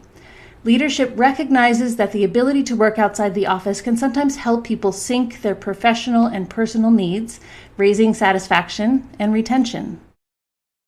The main challenges in implementing a remote allowed model are around equity and security. Do all team members have the same flexibility? Does everyone have adequate equipment or workspace to be able to take advantage of the opportunity? Or are people transporting their work computers, which may raise security risks? And then there's the challenge of scheduling meetings to account for everyone's telework days, which are often rotating. However, many employers successfully overcome these challenges and receive the benefits of a happier workforce, fewer working hours lost to errands, and a recruiting perk to attract new team members. In the hybrid remote model, most team members work together in a physical office, while some people are remote some or all of the time. Hybrid remote is quickly becoming one of the most popular team models, particularly for organizations who are transitioning back to the office following global shutdowns. Many organizations were working this way before COVID-19, and many will continue to use hybrid remote models. As we will discuss throughout this course, despite its widespread popularity, hybrid remote is the most challenging structure to execute well. There are many reasons to adopt a hybrid remote structure. For example, You may be expanding your coverage to be available across more hours, more time zones, or more geographical areas. Companies may send an advanced team to a new region or may establish a long-term remote presence for a limited set of tasks. In other models, companies have a core headquarters but support an extended network of resellers, distributors, or salespeople who live in the same areas as their customer bases. And increasingly, employers offer this as a benefit to certain employees who negotiate for the opportunity to choose their location. Overall, this is the team structure with the most challenges to overcome. The greatest challenges center around providing an equitable experience for remote and co-located team members. Remote team members may struggle to access information they need, as well as career and personal development opportunities. They may feel disconnected and underappreciated if they sense they're being left out of experiences that happen in the office. And they may not have managers that understand and support the needs of remote professionals. Meanwhile, in-office team members may feel inferior in different ways. They may see others being allowed to work remotely and wonder why it isn't an option for them. They may wonder why it's their responsibility to lobby for the ability to work remotely. And if they do gain remote work privileges, they may worry about needing to demonstrate that they're still just as productive, or risk being made an example of. For more on the challenges of a hybrid remote structure, please see the linked resources. All that said, many organizations will still attempt a hybrid remote structure. That's because it looks great on paper. The potential benefits include the significant cost savings from not needing to open satellite offices or relocate team members. And for companies based in areas with a high cost of living, there are also savings from paying comparable salaries balanced for less costly areas. It's certainly beneficial to many organizations to have team members distributed across time zones and regions, and if hybrid remote is done well, it can raise employee happiness. That covers the 3 types of team structures that work office first. In the next video, we'll look at team structures where the office is minimized or doesn't exist at all.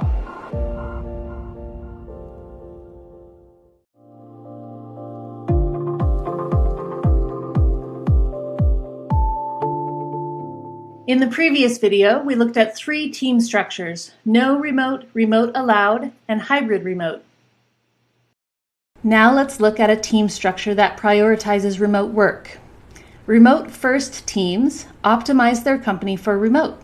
They create documentation, policies, and workflows that function on the assumption that 100% of the organization is remote, even if some continue to occasionally visit a company-owned office. Teams that choose to be remote first typically have leadership that believe in and support remote work.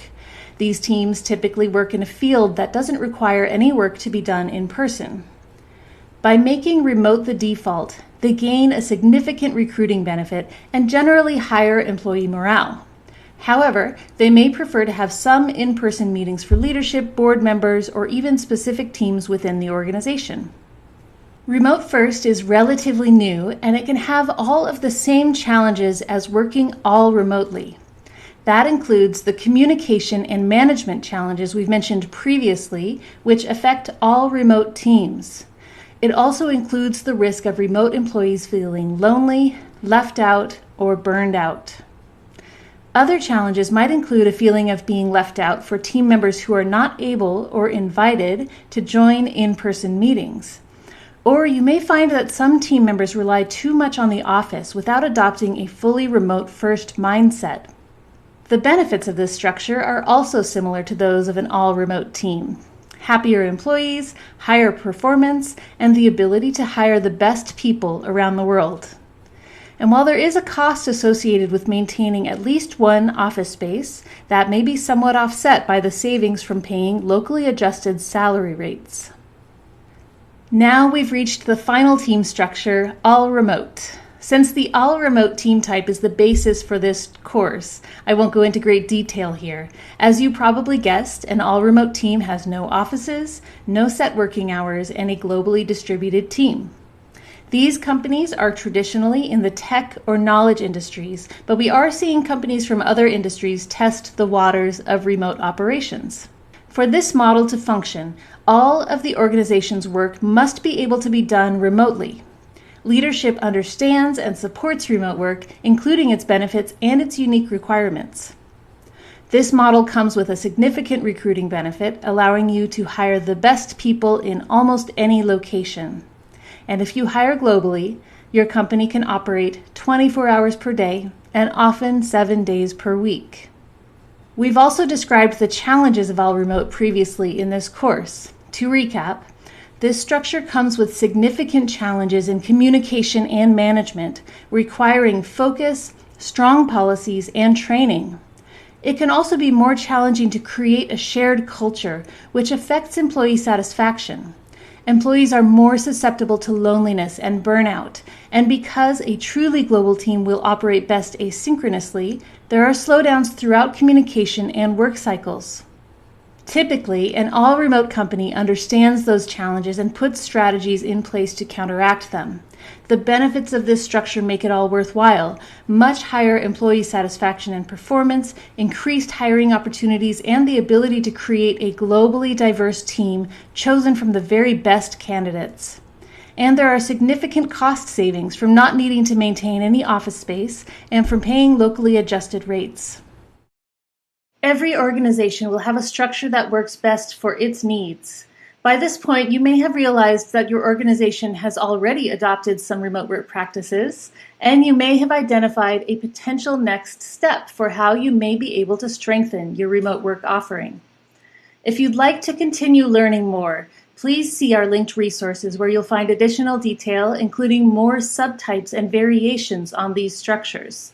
I hope this information inspires you to choose the model that will best enable your team.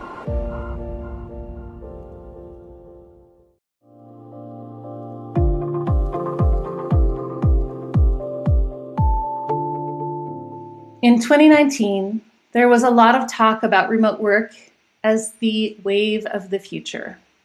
When the COVID-19 pandemic hit in 2020, that all changed. Suddenly, it was very present and very current. However, we need to be clear that crisis-induced working from home is not at all the same as intentional remote work. In that global tragedy, companies did not have time to create a remote strategy. Employees didn't necessarily have a good place to work or even the right equipment. And with anxiety high for everyone, it was challenging even in the best situations. When we talk about remote adaptation, we're speaking about the process of implementing one of the team structures discussed in the previous lesson. You could be founding a remote-first startup, or transitioning an enterprise organization to all remote, or any number of other possibilities. What the process really requires is intentionality in designing and adopting a new mindset, new practices, and even people and roles that will carry you into a sustainable remote work future.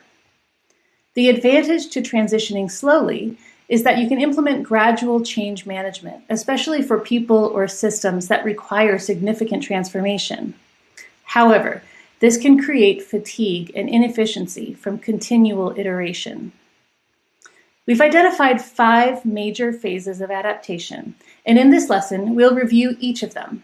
Not all organizations will go through all phases, but you may experience several of them as you execute your remote plan.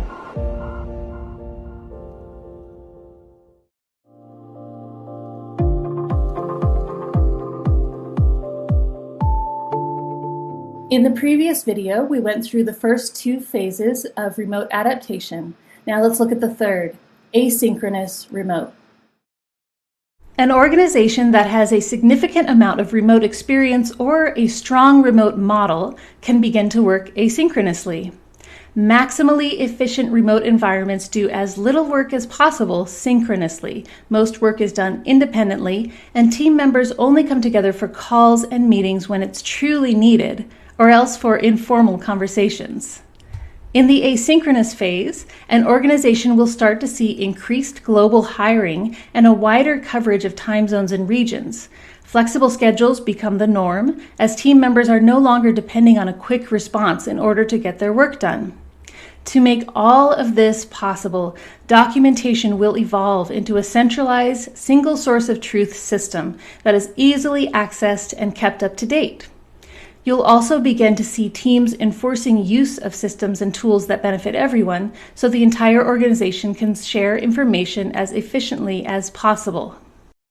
Asynchronous work does create some growing pains. The nature of this type of work is that it's slower.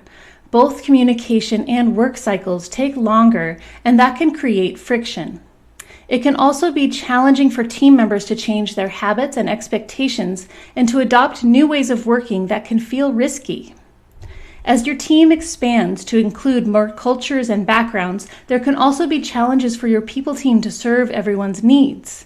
In this phase, you'll see your people team expand and take on a larger role. Finally, because there aren't many opportunities to connect in real time, it can be more of a challenge to create an authentic culture and to facilitate informal communication. The benefits of true asynchronous work are many.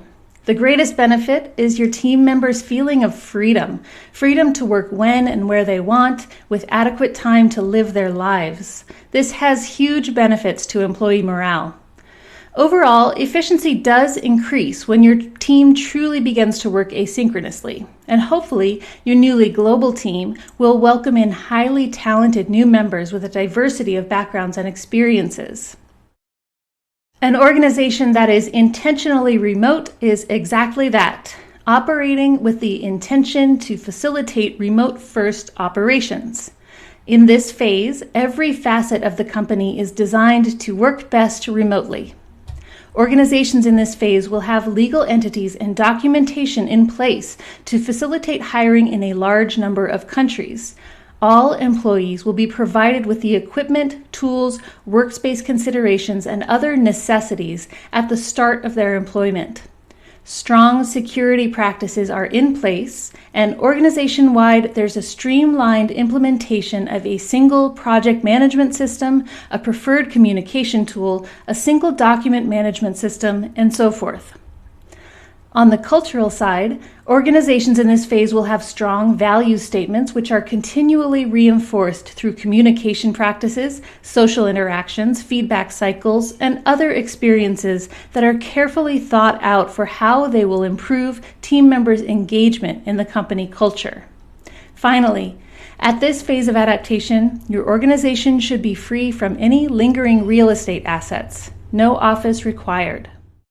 This is a highly advanced phase of remote adaptation, which means that in order for it to work, leadership must have complete buy-in. If that doesn't exist, or if some leaders are working toward intentionality and others have doubts, friction can result. Intentionality requires massive time and focus to ideate, create, implement, and enforce new systems. Entire teams may be devoted to operational remote strategy. During this process, it can also be common to see employee turnover as people who prefer traditional work environments seek other opportunities. And because remote work is so new, it's not likely that you'll plan for every challenge that arises. Expect the unexpected.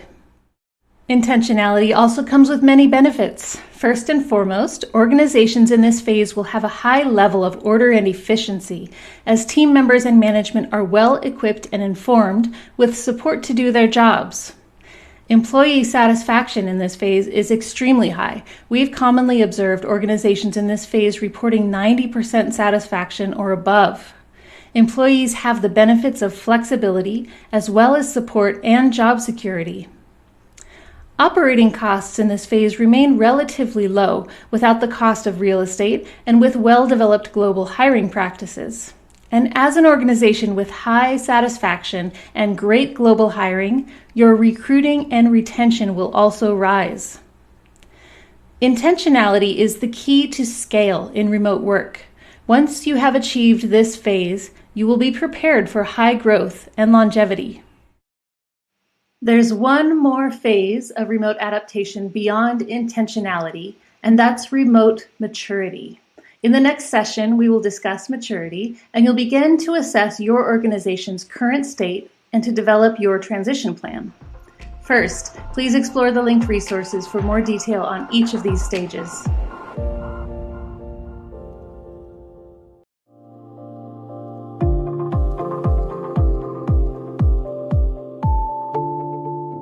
Even a global enterprise with full organizational maturity can still have a lot to learn about working remotely. In fact, in order to move through each of these phases, you'll have to develop a new facet of maturity that's specific to remote work understanding. This is an excellent time to take an assessment of where you're at currently.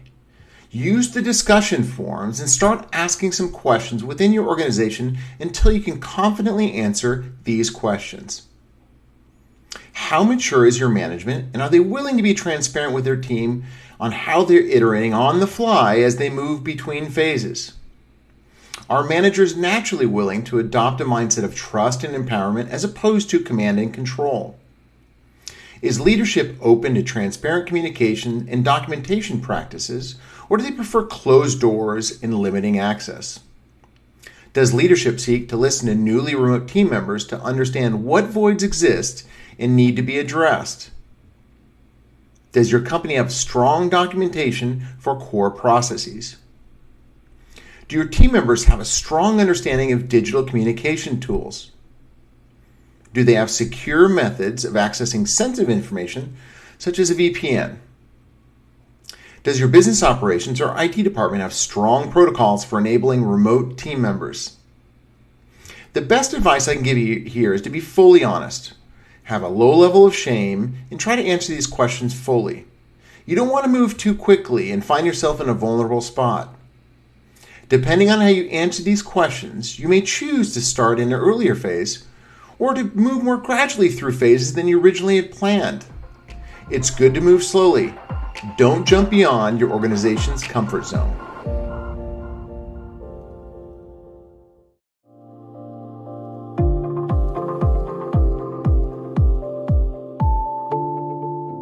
Congratulations! By assessing your organization's remote maturity, you've already completed the first step toward creating a remote transition plan. As you've recently seen, going remote is a multi-step process with many elements to take into consideration. The goal of this course is to prepare you for that process. From this point forward in the course, you'll be working toward a final goal of creating a transition plan outline, which you'll be able to use in a real-life situation. Step 1 was assessing your organization's maturity level, and now let's look at the following transition steps that should be included in your plan. For an organization to effectively go remote, adoption needs to begin at the top. Leadership needs to understand and agree with reasons for remote adaptation and to sign off on the transition plan. During this process, it's possible that leadership will lean toward a hybrid remote solution. As we've covered in this course, hybrid remote models can be much more difficult to execute and maintain. Steer away from that outcome if you can, and instead advise executives on the various types of remote teams and how to move through them toward a remote first or all remote model. Leadership should be clear on what practices and processes will change and how. It may be helpful to hire a remote transition consultant or a head of remote to advise and guide this process. Once leadership is in agreement, waste no time. Have the executive team begin working remotely. This sends the clearest signal that the transition is underway and has executive sponsorship. Begin building your remote infrastructure immediately, as it can take some time to transition everyone to a streamlined system of tools, practices, and services. As we've mentioned before, a good way to begin this process is to ask yourself what would happen if every team member chose to work from home tomorrow. Where would communication break down? What types of access to information would people need? What would be the security risks? Would everyone on the team be equally well equipped to do their job? Consider the tools you're already using that you can continue to use as a fully remote team, and then assess new tools that will empower you to operate remotely. For inspiration, see the linked resources for information on GitLab's tool stack. Using this course as a guide, start making decisions about processes and best practices to carry you through your remote transition. Your remote infrastructure should also include plans for how you'll address some of the challenges of remote work. Plan for how you'll create opportunities for people to connect in person on a regular basis, such as company retreats or team gatherings. Understand how you will support your team members in professional development by subsidizing education and skill building at conferences, by taking courses, through formal mentoring, and so on. Then, develop a structure for informal communications with guidance for casual coffee chats, social calls, networking opportunities, chat channels, and so forth.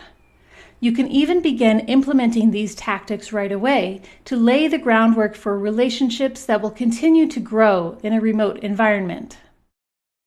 Documenting your culture means developing a robust handbook and a plan to maintain it. Your handbook will contain all the best practices and processes you created in the previous step, as well as codes of conduct, company values, and other cultural information. This is a major process, and it's key to rolling out a successful transition. Give this step the time it requires, which can be several weeks or even months.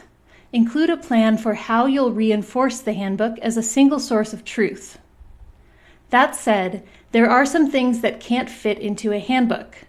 Consider whether you'll need, for example, a secure system for allowing individuals to access information according to their access level. Your creative teams may need specific tools for documenting and collaborating on work in progress. And if you have a large library of digital assets, you may need a strong cloud-based asset management system. Calendaring and scheduling may also need to be reconsidered for remote teams. This step is when the remote transition really begins to pick up speed, because step 5 is when you'll start actively empowering team members to work remotely. Start that process by building enthusiasm and reassuring your team. There may be resistance to a remote transition for many reasons. Clear and proactive internal communication is essential to combating fear of the unknown and creating excitement about the increased autonomy. We recommend hosting Q&A sessions to better understand your team members' concerns and perspectives. At the same time, prepare team members with the knowledge and support they'll need in their remote roles. Consider creating a guide to remote work, or encourage team members to take GitLab's free certification on remote work readiness, which is linked in the resources. As part of this step, you'll also be issuing and reimbursing equipment for anyone who needs it, which may be everyone. Don't cut corners in this process. It's an important investment and can be very meaningful to your team. Consider hiring workspace consultants to help you in this process. If the goal is for 100% of your team to have comfortable and ergonomic workspaces, what should you consider? For many organizations, providing laptops is a necessary step. Most organizations will choose to reimburse employee expenses on desks, chairs, and other equipment. Many teams will also reimburse co-working memberships, which can be especially beneficial in a remote transition for employees who thrive in an office environment. Now, we've just covered steps 1 through 6 in a 7-step process. To get to this point in your remote transition, it may take your organization several months or even years. If you keep moving forward, learning and applying your learnings as you go, you will eventually determine that your team is ready for the final step in the process, closing the office. We'll discuss that very important step next. For more on planning your remote transition, please see the linked resources.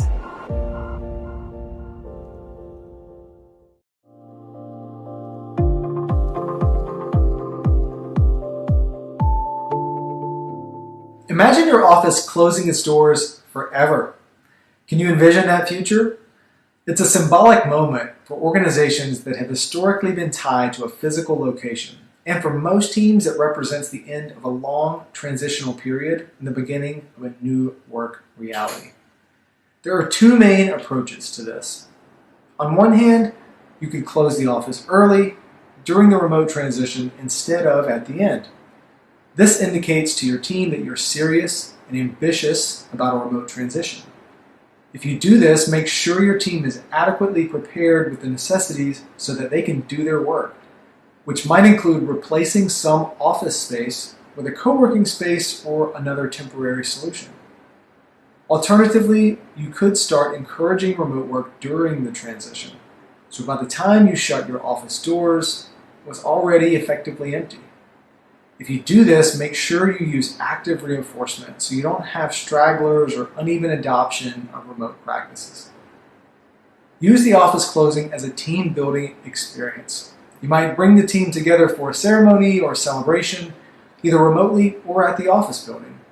Or maybe offer everyone a bonus for a successful transition paid for with the savings on your overhead. However you decide to do it, once your office is closed, it's closed for good.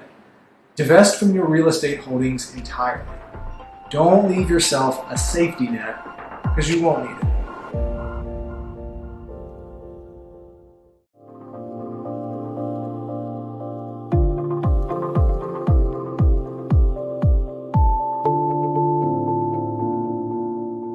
If you work in an office, there are probably some things you take for granted. Birthday parties, casual Fridays, free swag, or even just bagels and muffins at an in-person meeting. Well, in remote work, all of that is gone. As a result, you have to create an intentional strategy for how to help your team connect with your company culture. For the purposes of this module, let's create a baseline definition of culture to build on. The Harvard Business Review introduces it in this way. Strategy and culture are among the primary levers at top leaders' disposal in their never-ending quest to maintain organizational viability and effectiveness. Strategy is a formal logical system for reaching your organization's goals. Culture is a system of values and beliefs which guides people to act in certain ways through establishing norms and shared assumptions. Or as Peter Drucker once said, culture eats strategy for breakfast. A strong company culture supports your strategy and goals. A weak or dysfunctional culture can undermine your strategy and your team. A company culture is hardwired into the people. They recognize it intuitively and respond to it in predictable ways. However, culture can be created intentionally or unintentionally. As an example of an intentional culture, our GitLab value statement and supporting actions help people to know what is expected of any given interaction, and it also empowers people to reinforce those values through behaviors. However, we are also subject to unintentional culture, such as systematic and cultural biases that employees have learned throughout their lives. This culture is echoed in their behaviors at work, resulting in challenges, creating a diverse workforce.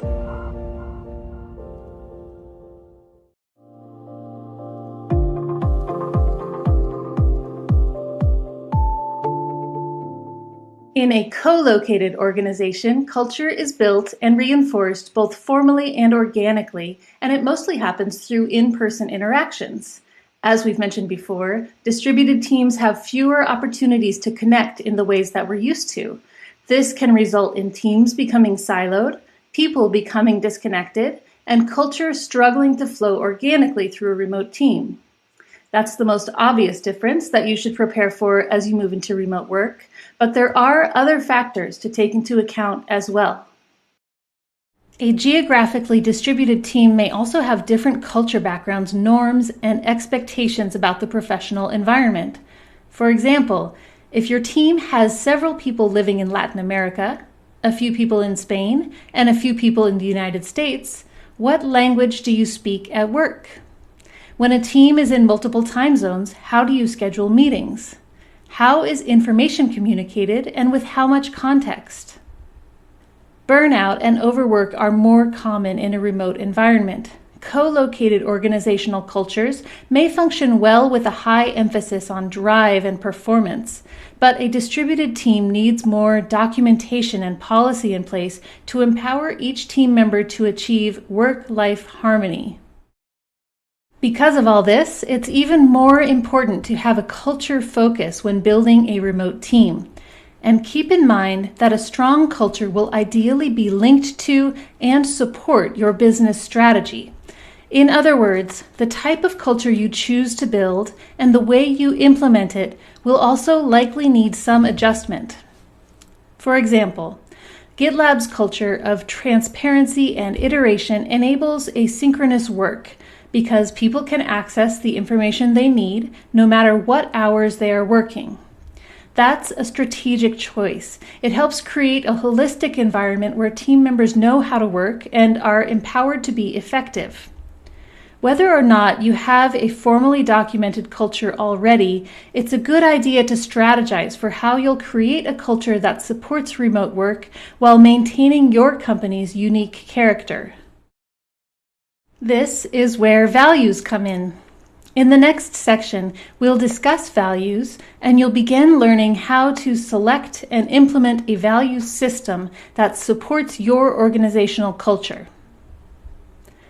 In Basecamp's handbook, which we've linked in the resources, it's written that there's as much to unlearn as there is to learn when it comes to living out values in a remote role. It requires company-wide trust that team members have permission to drop prior organizational baggage and truly operate differently, which may feel like a trap for those who have been exposed to traditional bureaucratic norms. Psychological safety is critical, and leadership should place a high degree of importance on ensuring that this does not erode. At GitLab, we believe that one of the company's biggest risks would be losing the values that bind us. In the next lessons, you'll learn more about how values work, how to create and implement them, and how to choose the ones that are right for your team.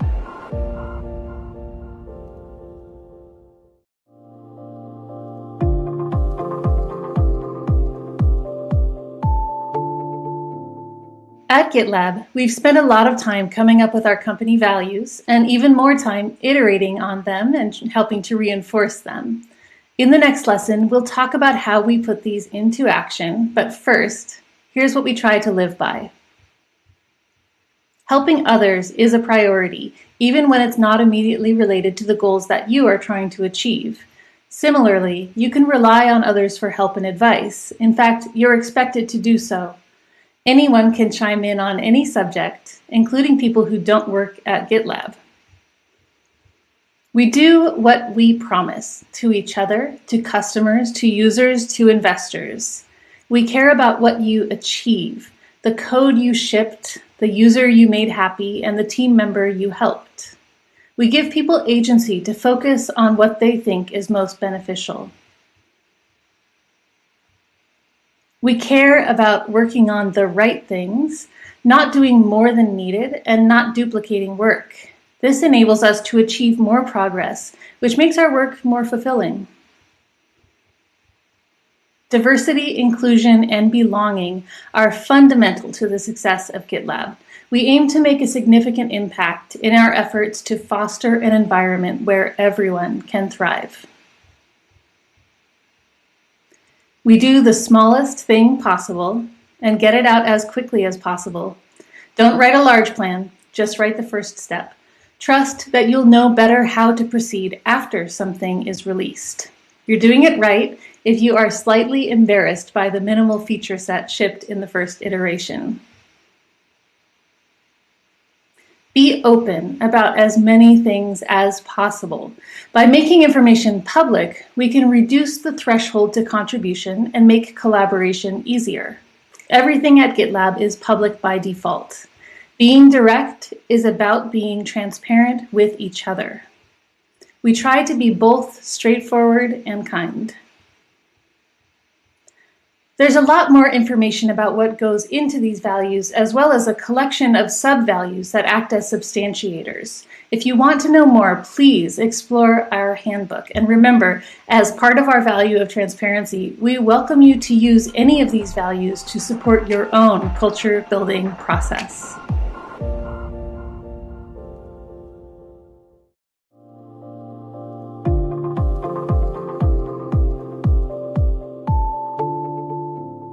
Let's look at a hypothetical startup and how they could go about creating their values. This story represents a common process we see a lot of organizations go through, but it isn't specific to any one company. After this case study, you'll have a chance to discuss your thoughts in the forum. This startup was founded by two friends.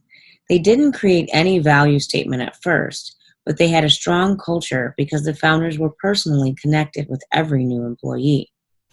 Within 5 years, the startup was doing really well and experiencing global hypergrowth, but the culture seemed to be struggling to scale and personnel issues were becoming a pervasive problem. So the founders sat down to create a value statement. Their goal was to create values that would uphold the culture of high performance they had from the beginning. They disagreed about what their company values should be, but they were able to come to a compromise without needing input from their team. The founders shared their list of company values with the communications and branding teams, who helped them to write statements supporting what each value meant. Then, the people team was asked to sign off and develop a plan to implement these values. At the next all-hands meeting, the new value statement was shared with the entire company, which now had several hundred employees in many different countries.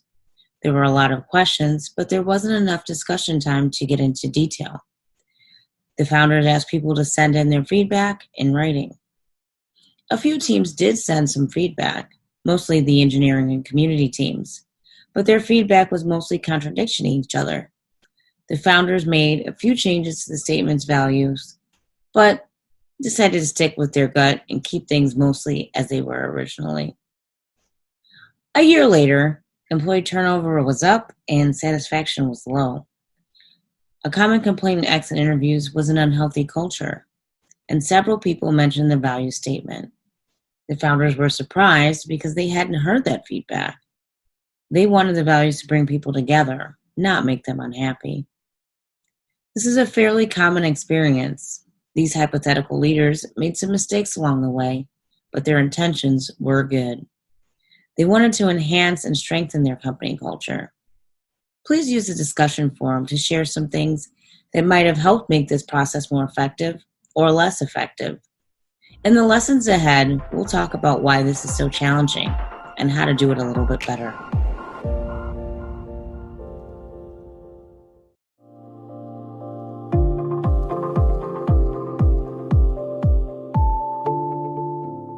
Even if you're a small team or a solo founder, there are resources available to help you build a value statement. But if you have a larger team at your disposal, use them. The greatest resource for determining your values are the people who make up your organization. Take this time to survey your team on your culture and your values. Find out what's working and where you can improve, especially as you move into a distributed asynchronous environment. Once you've collected information from your team, work with your leadership, your board, and your people team to start selecting values. Start at the top of the organizational chart. The people leading your company should be where this discussion begins and where it ends. They have initial input and they have the final decision-making power on values.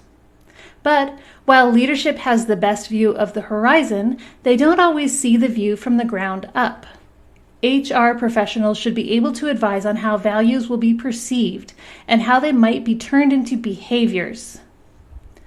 Because your values should support your business strategy, also include your advisory board, both as resources for inspiration and as reviewers. The board can also offer an external perspective of how your values will read in your industry. It's not uncommon for organizations to have a leadership retreat to align on the values and behaviors that will become the business's norms going forward. This can be a good opportunity to connect and to share a positive vision of your remote team's future. Apply design thinking techniques that empower attendees to innovate and come up with creative ways to develop values.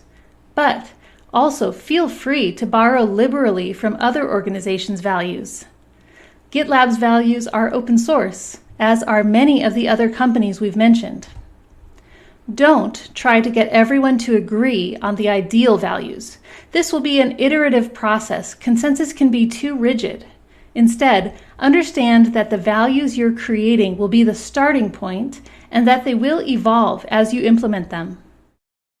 Identify proactive and reactive tactics your leadership will use to roll out the new values. Proactively, you'll want to communicate your expectations, introduce changes carefully, and implement training and reinforcement plans. But you should also plan to react to feedback. If you're creating an open and supportive environment, your team should give you honest feedback on how your values are working for them. This in itself is a powerful way to build culture. And if you react by collecting feedback in good faith and acting on it, you'll strengthen both your values and your team cohesion. Your HR or people team should be given time to prepare some programs and events. Offer both synchronous and asynchronous experiences so people are empowered to ask questions and to do further learning on their own time. AMA or Q&A sessions are a good opportunity for leadership to transparently explain the vision they want to achieve, and these events can go a long way toward building support. For people who want to understand more about how values work, also offer additional training and resources. Finally, consider connecting feedback to values. Encourage people to offer both positive and negative feedback in terms of the organizational values that are most relevant. For example, at GitLab, someone might be praised for supporting the values of collaboration and results by working cross-functionally to complete an important project. Of course, you should document everything thoroughly, from the vision behind the values to how team members can support them. And of course, you should always be willing to iterate on that documentation as feedback comes in.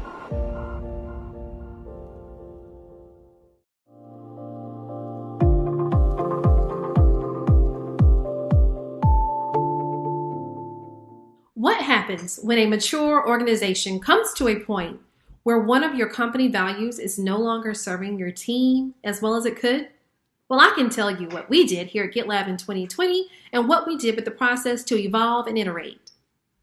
Our job as leaders is to create an environment where everyone can do the best work of their careers regardless of their race, their gender identity, their age, religion, ethnicity, ability, sexual orientation, and the list goes on. In the spring of 2019, we sent out a company-wide diversity and inclusion survey. The responses show that we were doing a good job of inclusion, but the diversity of representation in our staff wasn't where we wanted it to be. Making people feel that they belong without changing anything about themselves. This also matched with some of the chatter we overheard in conversations and Slack channels. As the diversity, inclusion, and belonging manager, I met with our CEO to discuss what change could look like and why it would be a positive change. My recommendation was to update the value of diversity and inclusion and to add in belonging. The idea of not belonging wasn't necessarily on leadership's radar because due to their roles, they don't always have an opportunity to hear about what it's like to not fit in. But when they saw the raw data, they could clearly see the need and the value of improving employee happiness and retention. We discussed it in depth, and in the end, we decided to make the change. We created a communication plan and encouraged the team to share their thoughts openly. Some good discussions about what belonging meant came out of that, and it helped people to have a new lens that they could use to evaluate projects and initiatives. The values you envision at the beginning of the process may change as you work to put them in place, or may need to be updated later. You won't always know until you know how to find out what is resonating with your team. But in the remote environment, it's difficult to overhear the chatter. There is no water cooler, and it's easier for people to have private conversations. So don't trust that you'll just find out if people are unhappy. Be proactive about collecting feedback, both quantitative and qualitative. It's most important that the values are right for the time and that the team they serve. Don't get stuck with a value that is no longer resonating. Allow your company culture to evolve.